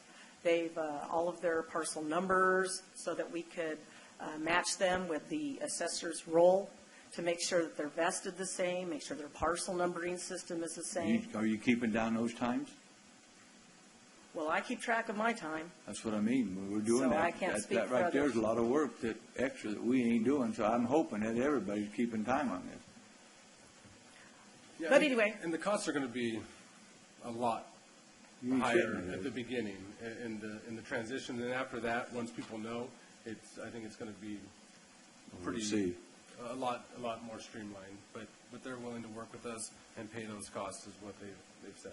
I think we need to put in the wording, what we've been talking about, that, we need to look at the cost and we need to raise it to what we need to do. Actual cost. And the other thing, the communication part is going to be so important, so they do shut off the water if they're not paying and stuff like that, and that's going to be more labor intense even doing that. So we need to have some kind of protection that Right, we're working through all that. I mean, they're very motivated. They want us to do it.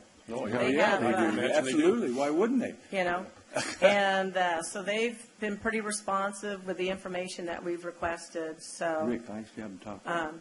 Anyway, if, regarding the resolution, I don't know if county council might want to County council. comment. Yep, Chairman, members of the board, in the resolution, it says that MID and the county will enter into a separate MOU, and I've spoken to the attorney for MID, Mr. Kinsey, and he understands that the idea is to put together an agreement that would come back to the board that sets forth the actual costs. We would come to an agreement, hopefully, and also include indemnification provisions to protect the county from any potential liability. I think it'd be in the interest of both entities. And so, as the Treasurer Tax Collector said, we are communicating quite often, and hopefully we will be getting a meeting together in the next 2 weeks with MID, and something will be coming back to the board so that there are some assurances that this relationship going forward is going to be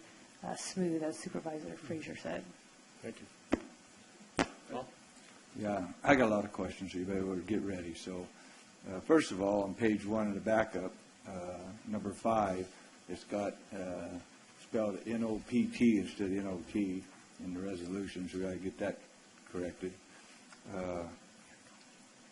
One of my questions was how much the water bill? You said around $7 million. They made a change in the resolution that, after 5 years we can sell it, but their resolution says, it says only sold to the state. What does that mean? That the public can't buy it? No, it's really, that's kind of a throwback, sold to the state. Years ago, their taxes, our taxes, we actually did an actual process where we created a redemption form, and we sent it to the state controller's office, their Department of Tax Defaulted Land. And then they handled it from there. And they sent it back to us and what we had to do with it and this and that. So it's really kind of a throwback of language. That's the long story. Why'd we let them put that in there then and not do it the way we're doing ours right now? Well, That's sold another, I'm sorry. level of stuff that we have to do. Sold to the state basically means that they will handle their own delinquencies. And I think that is the direction that we are going. At the end of the fiscal year, which is now June 30, the auditor will send them their June 30 check for everything that has been collected since April 10th and the list of delinquencies. And then they send us a legal document that says, please strip those delinquencies from the tax bill, and they will collect them. We can do it 2 ways. We can do it that way, or they can leave them on the tax bill, and they can wait. Now, can they wait 5 years? I don't know. And they don't know. They don't know either. I think we're getting into something we don't.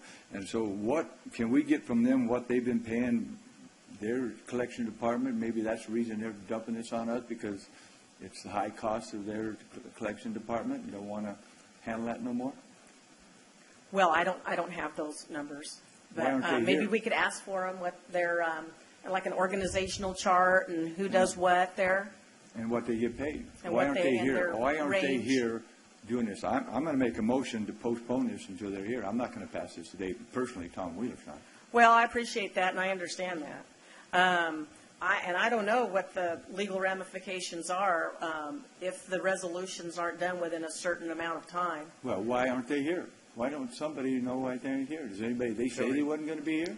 Well, Supervisor Wheeler, their staff did meet with county staff, I think it was last week, to have the discussions about the information. And so this resolution, the board needs to let them know what the costs are going to be within 30 days of the MID adopting the resolution. And so I think there's a lot of questions that need to be answered by MID, and they've been doing that. But this resolution is simply routine. We really don't have the opportunity to say no. We are not going to do the collections of assessments because it's required under state law that the county. If they ask for it, is that what it is? Yeah. Yep. They have the legal ability to request the county to do one of two things. What about Root Creek and what about Chowchilla Water District? Can they do the same thing? The law that we looked into is specific to Madera Irrigation District. Because it has enumerated in the water code by name, Madera Irrigation District. Mm-hmm.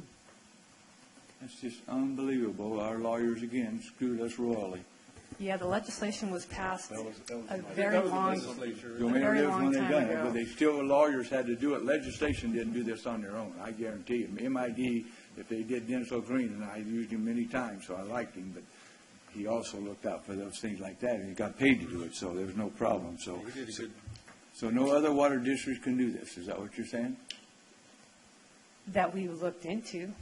Nobody else has requested it. Yeah, nobody else. Well, you think they won't now that they find this out? Well, tick-tock, the clock is ticking because we need all the information by August 15th if they want it on the next tax bill. We looked into the law specifically for Madera Irrigation What's going to District. happen if they decide they will worry about their people not paying the taxes, yet it's on our bill that they owe it, and then the 5 year comes around and we put it up to auction like we do everybody else's? If the delinquencies remain on the parcels, and after 5 years, we sell it, what was the question? We would include. Can we sell it just like we do the rest of our parcels right now?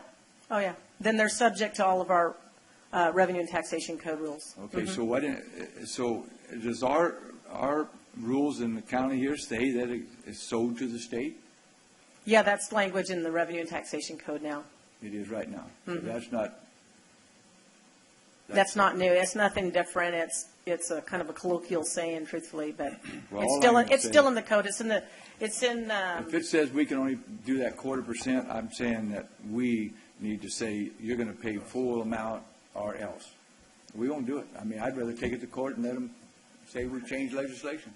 No, I don't bother me fighting it. If they're not going to pay their thing, I'm not going to spend a penny of my tax money on their field. Yeah, I want to restate that from the very beginning in the discussions with MIT. You're saying that. Why aren't they here telling me? Yeah, I know, and I'm. So, Brett, I understand. You were there. I've been in those meetings, but they should be here telling me the same thing. They ain't telling me that. Mm-hmm. You're telling me for them, and that don't mean nothing. Yeah. Because you're speaking for them, and that don't mean shit. Because they ain't saying it. No. I can say it here online. It'll be right here. They'll be on saying it right there. It's on record. Yes, we will do that. Yeah. Tracy, they should be here. Let's listen to that question. They should be here. They're not. Okay. Let me ask you this: as far as the 5 years, if they don't pay it the first year, but they pay it the second, third, and fourth, fifth year, what happens to you? How do you handle that? The first year it goes delinquent, starts the clock. So if they pay the second, can they pay the second, third, yes, fourth, fifth year? Yes. And the same circumstances prevail? They cannot pay this year, and you can pay the next year, 2, 3, 4, 5. But year 6, we will still sell it because you have a delinquency from 5 years ago. Okay. So even if you've kept your current taxes current every year and you've been a good taxpayer, the clock starts on your first year delinquent. Okay. And that works on ours right now. You mentioned that Other counties are already doing it. So we can use them as an example of the cost involved, right? Approximate. We're talking approximate. To get the actual cost of that would be a year and a half later, right, to find out how much it actually costs to collect the fees from them. Right, and the amount of time that it took our department, I mean, Fresno Irrigation's been collecting. Yeah. They've been Big collecting cost it there. for a long time. And Kings County has also been collecting it for a long time. Yeah, but Tracy, they got it all set up. Have you talked to Kings County to see approximate how much it costs to collect? Yeah, they charge about $3 to $5 a parcel, I think it is. $3 to $5. So that would be 18, 36, maybe 40 grand. Fresno County's a lot bigger than us. I don't know what their, they might charge $1, but their dollar, if you have 80,000 or 100,000 parcels, goes a lot further. Mm-hmm. So being that Kings pays what, you said 40,000, and we probably have more cost there. Could we go 50, 60,000, and if we charge too much, return the difference? Well, I would say maybe something along those lines, because we don't know. You know, it's hard to estimate what our workload and duties and activities are going to be for this volume. You know, maybe the city MID people won't even really notice it. But the ranchers will definitely notice it. All right. Is it monthly? They pay monthly? No, it's annually, twice. MID bill Just is like a broken up regular just tax? like us, December and I think June. And so, somewhere in here, I don't know what page it was on because I didn't write that down. There's a moratorium in taxes on the water bills right now at this point back. So that. Oh, we're not taking over their delinquencies. Okay, so that's what the moratorium meant. Yeah, so Okay, so whatever we do it from that back, we don't have nothing to do with it. No, that's on them. Okay, and so I think that your department, and I wish Gary was here, but Gary and Todd and you and our lawyer and CAO, Brett, because he's being paid while he's doing this. We need to keep down every hour we're working on this, and because setting this up is, once you get it set up, it's like the rest of our tax bills. That's fine, but until we get it set up and get all those things into every department's workings, there's big money there. And somehow we got to make sure we're covered on that. I don't want you spending my dollars on these people's freebies. Because we preach that all the time to all these special districts that we cannot spend public money on any of them. And I don't want to spend a dollar extra on them. I don't care what that law says. Tracy, to implement this program, if we have to, and we do it, do you have to hire extra personnel to handle this program? No, because it says right in our thing, no additional personnel. Well, they know how that works. Yeah. MID's offered to give us somebody to sit in our office. I'm not the only one that heard this stuff. I wasn't the only one that heard this stuff. Okay, yeah, they offered, is that But true? they're not here to tell us that. Yeah, They're MID not here offered to tell us that. put somebody in our department that could field phone calls and inquiries and things of that nature. I have a few open positions in my department anyway, and so we could theoretically need more people, but, no retired annuitants, but maybe extra help, to get us through the seasons, and which we do that anyway.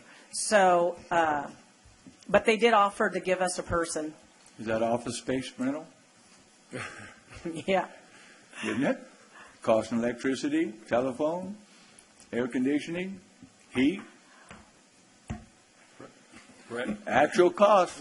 Yeah, so these meetings were discussed with our own staff, our department heads.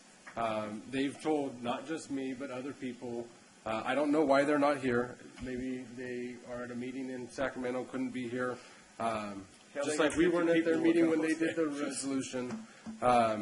And, at the end of the day, so if we're going to get sued, we can either have them with this agreement now where they're going to pay the actual cost, where they've said they're going to pay the actual cost, or we get sued based on legislation that says they only have to pay 0.25%, and we get $17,000. So again, we can take a bullheaded view and say, yeah, let's just push this into litigation and get less, and not get the air conditioning and the typewriter and the everything involved in it. And I just think there would. Brett, she said it's going to cost approximately $40,000, and we're going to take in $17,000. No. They want to pay the. If it costs $40,000, they want to pay $40,000. That's they offered to give their.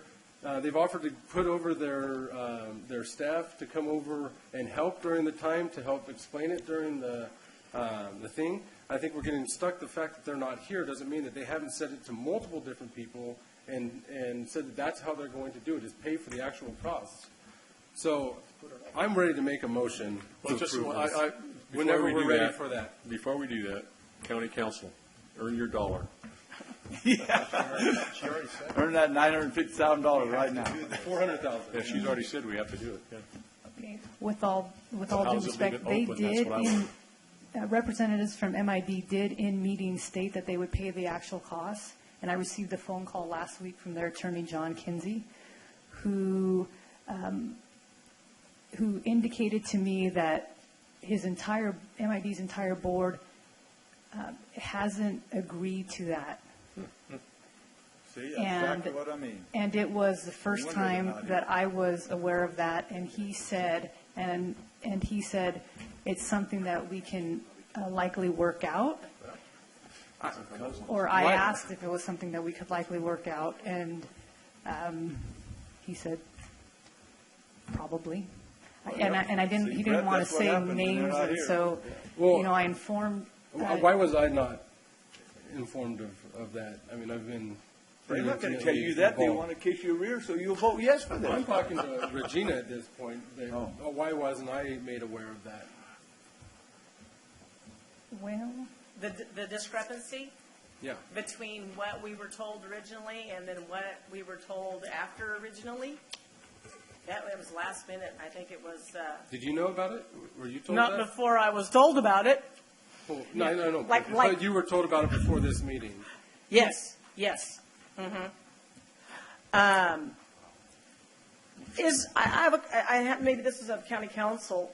Passing this resolution, I mean, there is no legal waivers or anything that says that we couldn't revisit it after we have come to different conclusions, or we couldn't do a different ordinance, or notwithstanding. At the end of the day, we're still going to have to do this.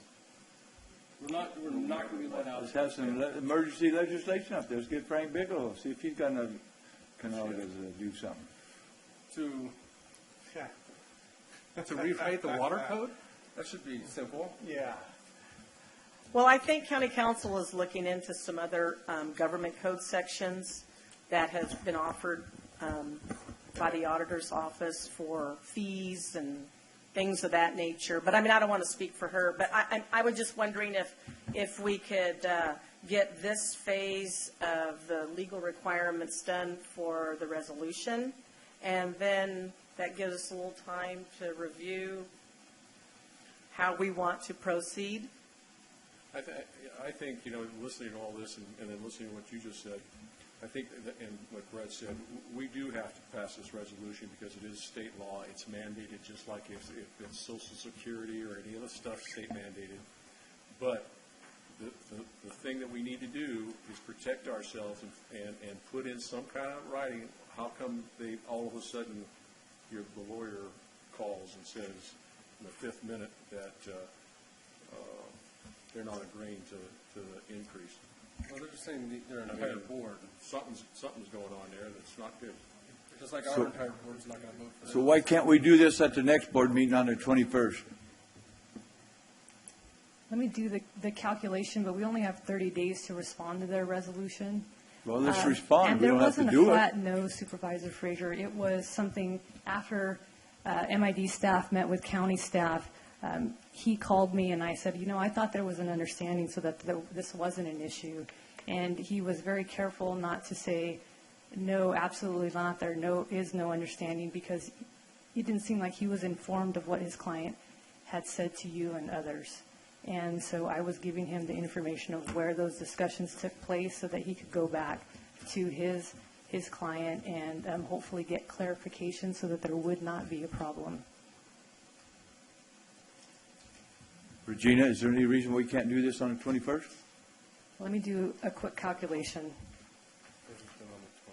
Or you said we had to respond. Let's just tell them, hey, we're not ready because you wasn't here to help us.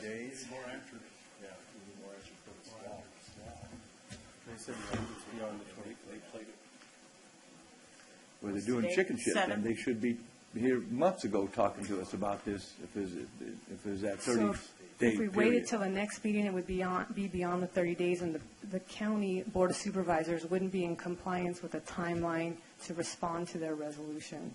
And so the enforcement of such a failure to respond, I'm not sure if the state would somehow. What is, the response has to be a resolution? Yes. You can't not write a letter saying we're responding, that you guys ain't got us enough answers? No, the statute says it has to be a This resolution. is so crazy, I tell you what.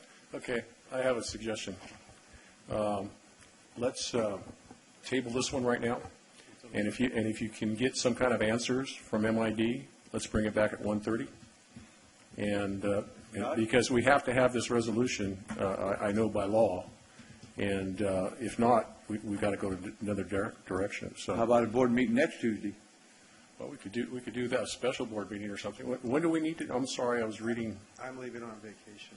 Yeah, you're going on vacation. So 30 days from the date that MID's board adopted the resolution. So they adopted it on the 17th. So we can't do it the 21st. Right, I just, Okay. yeah. Well, let's So we could do it next Tuesday. You agree with that? That's the Let's bring it back 14th. Let's bring it back at 1:30. That gives us, let's try it. Let's try it and see what happens. Okay, I will Okay. say that Mr. Kinsey, who's the attorney for MID, might not have authority to say to me, Well, you better have something, because otherwise, but hopefully he's had a chance to creek go without back a and paddle. clarify.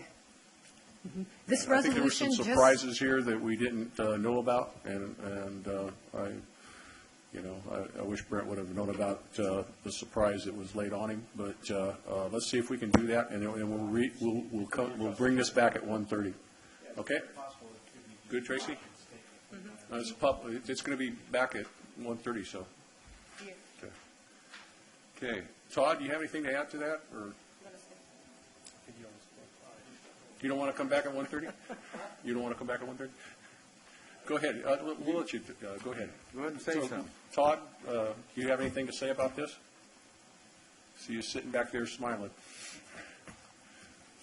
I think you've seen by the confusion here that there are issues. My only issue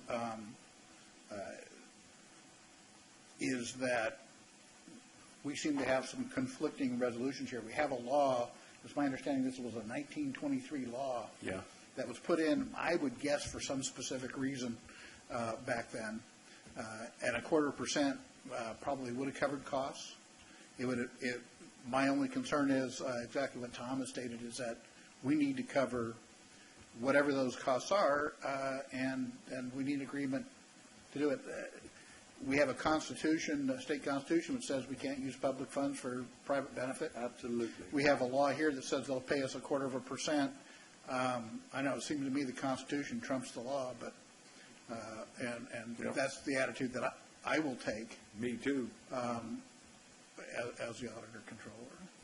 So In our resolution, can we just say that it has to be the actual cost? well, I mean, if Or you is could, that, it has to go through the MOU?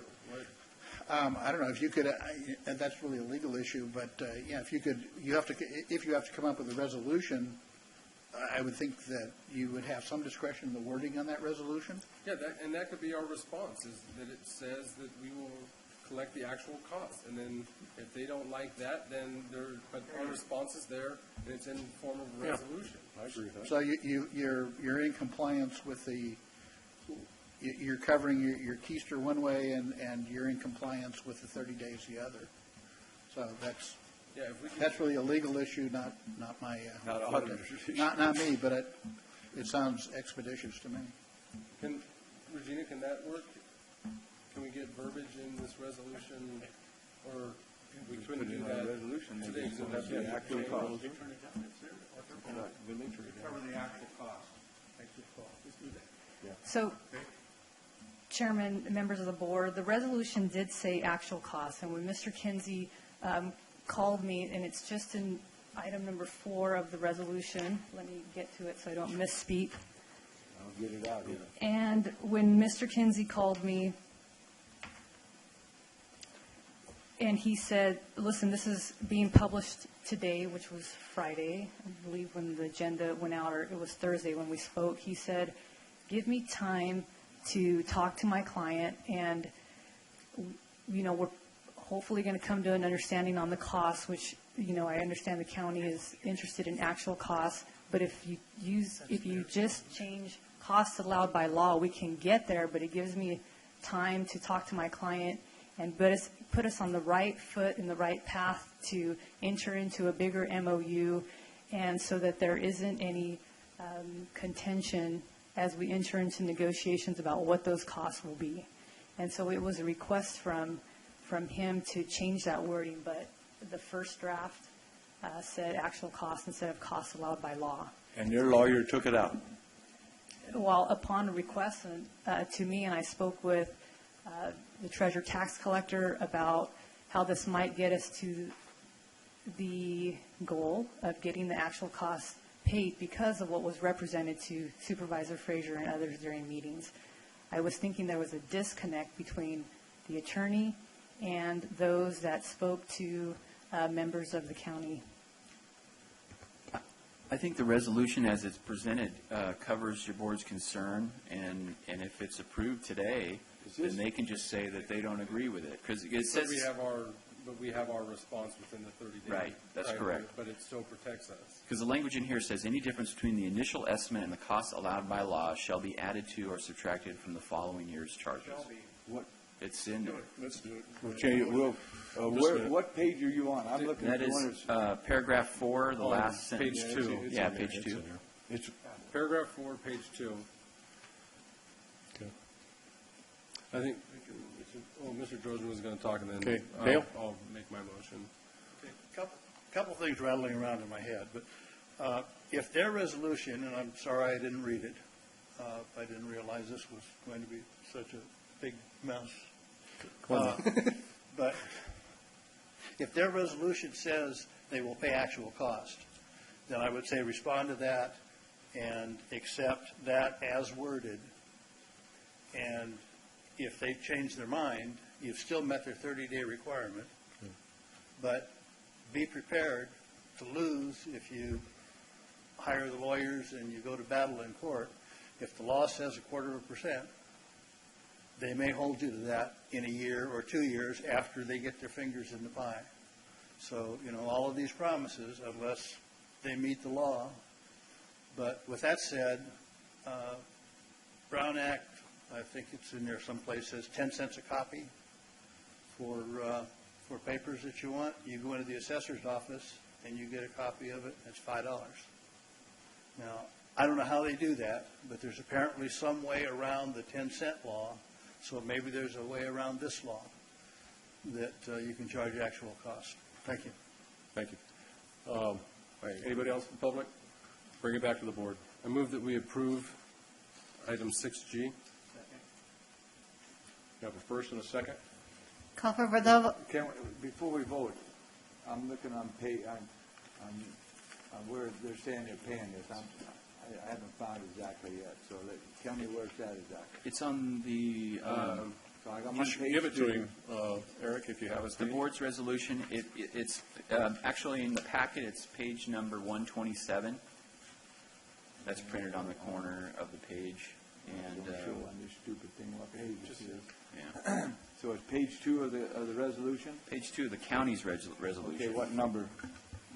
Number 4, from the bottom.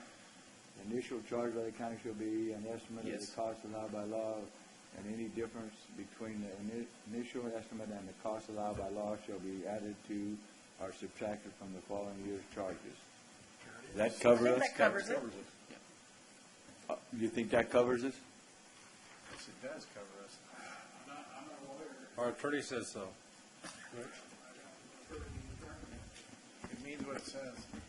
If MID agrees to the resolution and the MOU that's going to be more specific, we're not going to have a problem. We don't have an actual no, and Tracy and I talked about going into closed session. We don't have potential litigation. There's been no threat of, there's been no threat of litigation, and however, we can put this into closed session under a lawful purpose that I can think of now.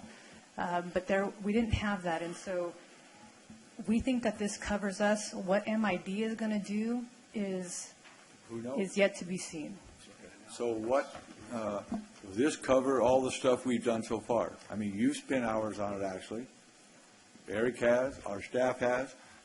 I'm hoping you guys have got those numbers down. I do. We have a separate matter that is keeping track of this from our department, but that is the idea, is that contemporaneously any costs or time are tallied, and so that the actual costs can be compared to the estimate that's going to be presented to MID, and it can be adjusted as such. And then, as Supervisor Frazier was saying, as the years go forward, those costs might actually be reduced with the familiarity of the process. Well, they probably will after it's getting running smooth and everything, but you're probably talking at least a year or two, because you got to educate probably 50,000, 40,000 people that own parcels out there. Yeah, and that's why we put this language in there to account for that coming up to speed process and what it'll actually look like. Okay, so we got a first, and we got a second. Brett first, David second. Call for the vote. Call for the vote. Supervisor Frazier? Yes. Supervisor Rogers? Yes. Supervisor Rodriguez? Yes. Supervisor Wheeler? I'm going to vote no, and I'm going to say the reason I vote no, because MID is not here to defend and explain to us what they can or cannot do. And I think they're not here because they don't want to be embarrassed out here saying they're not going to be paying for it. That's the reason they're not here. Supervisor Farinelli? Yes. Vote passes 4-1. 6H. Thank you, Tracy. 6H, Animal Services Great Department. presentation. First hearing to consider an ordinance amending Madera County Code, Part 3 of Chapter 6.04 of Title 6 pertaining to licensing and vaccination of animals. Waive the reading and set the second hearing for June 21st, 2016 at 10 o'clock a.m. Good morning, Supervisors. Kirsten with Madera County Animal Services. Back by popular demand, our vaccine clinic revision is going to do a lot for us in terms of making it easier for clients to comply with our requirements of having a license for their pets. Also, it'll help us in terms of not taking so much labor to generate the renewals and those kind of things to make this all work a little better for us and our contingencies. Also, there was one typo in here that I wanted to bring to your attention.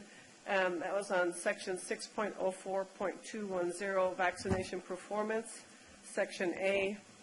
And actually, at that point, indicated that the Animal Services Department would provide forms, and we don't want to be providing forms for veterinarians to provide vaccine services, so that was the only change that I see in the ordinances. Any questions about the ordinance that I could? Well, first of all, I just want to thank you. I didn't push my button. Sorry, Rick. This is something that I personally thought we should be doing for a long time, and Kirsten's been, I know, working on this a long time in between everything else she has to do. So, but one of the things I see in here is, in the first part of the resolution says the unincorporated areas only. So we are not doing the city, Madera City. The city does their own licensing for their own they do? constituents. Mm-hmm. But we do all their picking up and all that. No, they have officers that do the pickup. We only do sheltering for them. Oh, we just do the sheltering. Oh, okay. So, and so this actually now coordinates with all the vaccines that we, because most of the vaccines are 3 years, and our license only 2 years. So it's been, I've had more people tell me about this than anything. So thank you. This is something that's so needed and so appreciated. Simplify. Yeah. Okay, any more from the board? The only question I have is the concern that I have is the language where you say may is often, when you say may on the cats and stuff, often leads to a must, and I don't like that word may, because I can see the next coming here that it's a must. A few years ago, we did do some changes, and we actually implemented cat licensing as far as being able to charge for that. We have that on the books already. We never did, though, change the ordinance to say people could license their cats. A lot of cat owners do appreciate the fact of having identification on their cats, that they could get their cats relocated with them. We've had people, come in and want to license their cats. They do rabies vaccines on the cats, which is imperative for the health and safety of our community and our animals. But they weren't able to license, and they'd actually requested that we could do that. So that will give them that opportunity. That's cats only, so. Yeah, I don't foresee anybody approving or going forward with cat licensing being a mandatory. Okay. I understand, but I still don't like may. I move we approve item 6. It's better than shall or should. Just to follow up on something the director said, so that it's clear in your motion on item or page 2 of the proposed ordinance, that's page 139.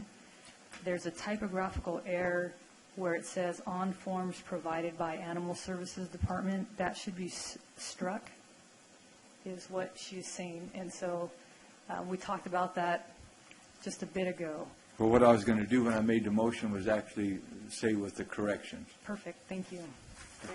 I've done that before in certain ones. So I make a motion we approve 6H with those corrections. On page 139, you said it was? Yeah. Okay. And anything from the public? Bring it back to board. Tom has a first. Anybody a second? I have a second. Do we have to waive the reading? oh, that's right. Yeah, waive the reading and set the second hearing for June the 21st. That's all we have to do. Yep. Second. Thank you, Brett. Okay, we have a first and a second. Call for the vote. Supervisor Wheeler? Yes. Supervisor Frazier? Yes. Supervisor Rogers?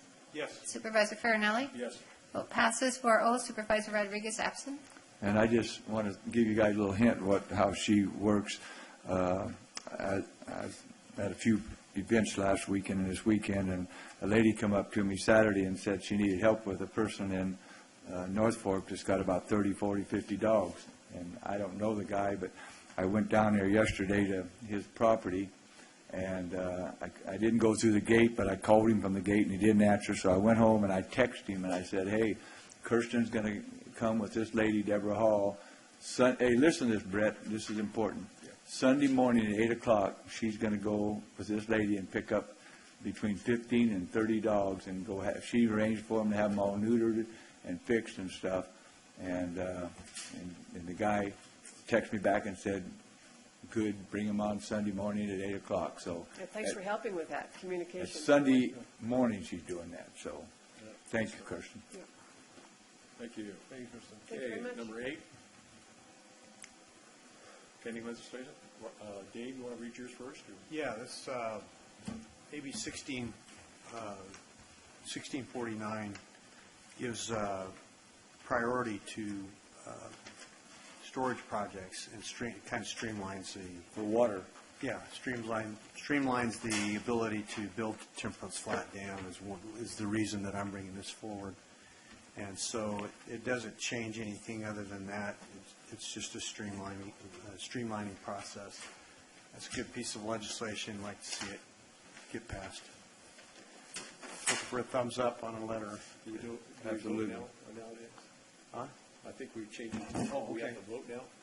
Well, one of the options for the board is you can give a thumbs up, and if the board would like for the letter to come back before it's actually sent. Because we're talking about something about pending legislation that we should be voting on it instead of just Right. Right. Okay. Okay, thumbs up. Okay, it's make expedient Water temper stamp. AB 1639. To streamline it so we get more water. Okay? Okay, Robert? Good afternoon, Mr. Chairman, members of the board. Robert Jeffers, Chief of Staff for District 3. Really quickly, staff was asked to look into another bill called AB 2523. It has to deal with contribution limitations for local elective offices. It was brought forward by Speaker Pro Tem Kevin Millen. This law, if approved, would place limitations that are currently on state office candidates to local offices, and that includes county, city, special district, and school districts. That limit is currently $4,200, and it removes the right of a local jurisdiction to place their own limitations or not have it at all. And that's kind of the approach that I was asked to look at it from, is this is a kind of a violation of local sovereignty. It's always been up to the authority of a local county. In fact, as an example, the Speaker Pro Tem's own district, San Mateo County and City, had their own ordinances limiting local campaign contributions. Another issue pointed out by CSAC is that there is a double standard for punishment. A local candidate can face criminal prosecution and civil penalties. However, the state candidates can get away with some administrative work through FEPC. So CSAC hasn't opposed unless amended on those grounds alone, but so far no one is opposed to the local limits, period. So I'm here to seek direction from your board on what you would like staff to do going forward. I personally think we should fight it because it's bold. They're stepping on our toes and they shouldn't get in our business. If we want to do it, the city wants to do it, schools want to do it, that's fine. Don't force something on us. They already forced so much stuff on us already. I agree. Thumbs up? Right, Mac? Write a negative, right? So for clarification direction, I'm going to write a letter of opposition on the grounds that strong letter. Grounds it's stay out of our business. Yes, local control. Exclamation mark. Yeah. Thank you. Thumbs up? Thumbs up. Okay. Supervisor reports. Anybody have anything to report? Yeah, I do. I attended the SJJPA. Thank you for allowing me to get on there. And also the San Joaquin River Conservancy meeting, both Brown Act. And then also, I forgot to say in public comment, but I wanted to say congratulations to Rhonda Cargill on her first grandchild. Are you Grandma? Nana. So to Nana Cargill, congratulations. Beautiful little boy. Yeah, I attended the San Joaquin Valley Water Infrastructure Authority yesterday, or the day before yesterday. No, it was yesterday. And the day before is Sunday. Yeah, I get my days mixed up sometimes. It's nonstop now. It just all kind of melts together. Always stopping today at 7 o'clock, buddy. Yeah. Or still going. I just want to thank Rick and all of the Turning Point and all the ones that helped us get that homeless shelter up at Oakers done. We had a ribbon cutting Friday, and Rick came up to it, and we got some veterans in it, and so I'm just so pleased to finally have one up there that's been working like they have at Madera and Chowchilla. So, well, I'll tell you what, that took a team effort, and thank heavens for Dennis Cook who got involved in it, or we would have lost that money from HUD. Yeah. Dennis Cook is extra absolutely good here. So, that was really nice, and I enjoyed that, and thanks for inviting me up there. And, very nice. So, I don't have anything else to report except 35 meetings in the last 2 weeks. Okay. Is that all? Hey, we coming back at 1:30 then, or what? No, we're not. No, we're done. We passed the resolution. Oh. So let him off the hook again. Yeah. Shit. So anyway, meeting adjourned. Hey, baby,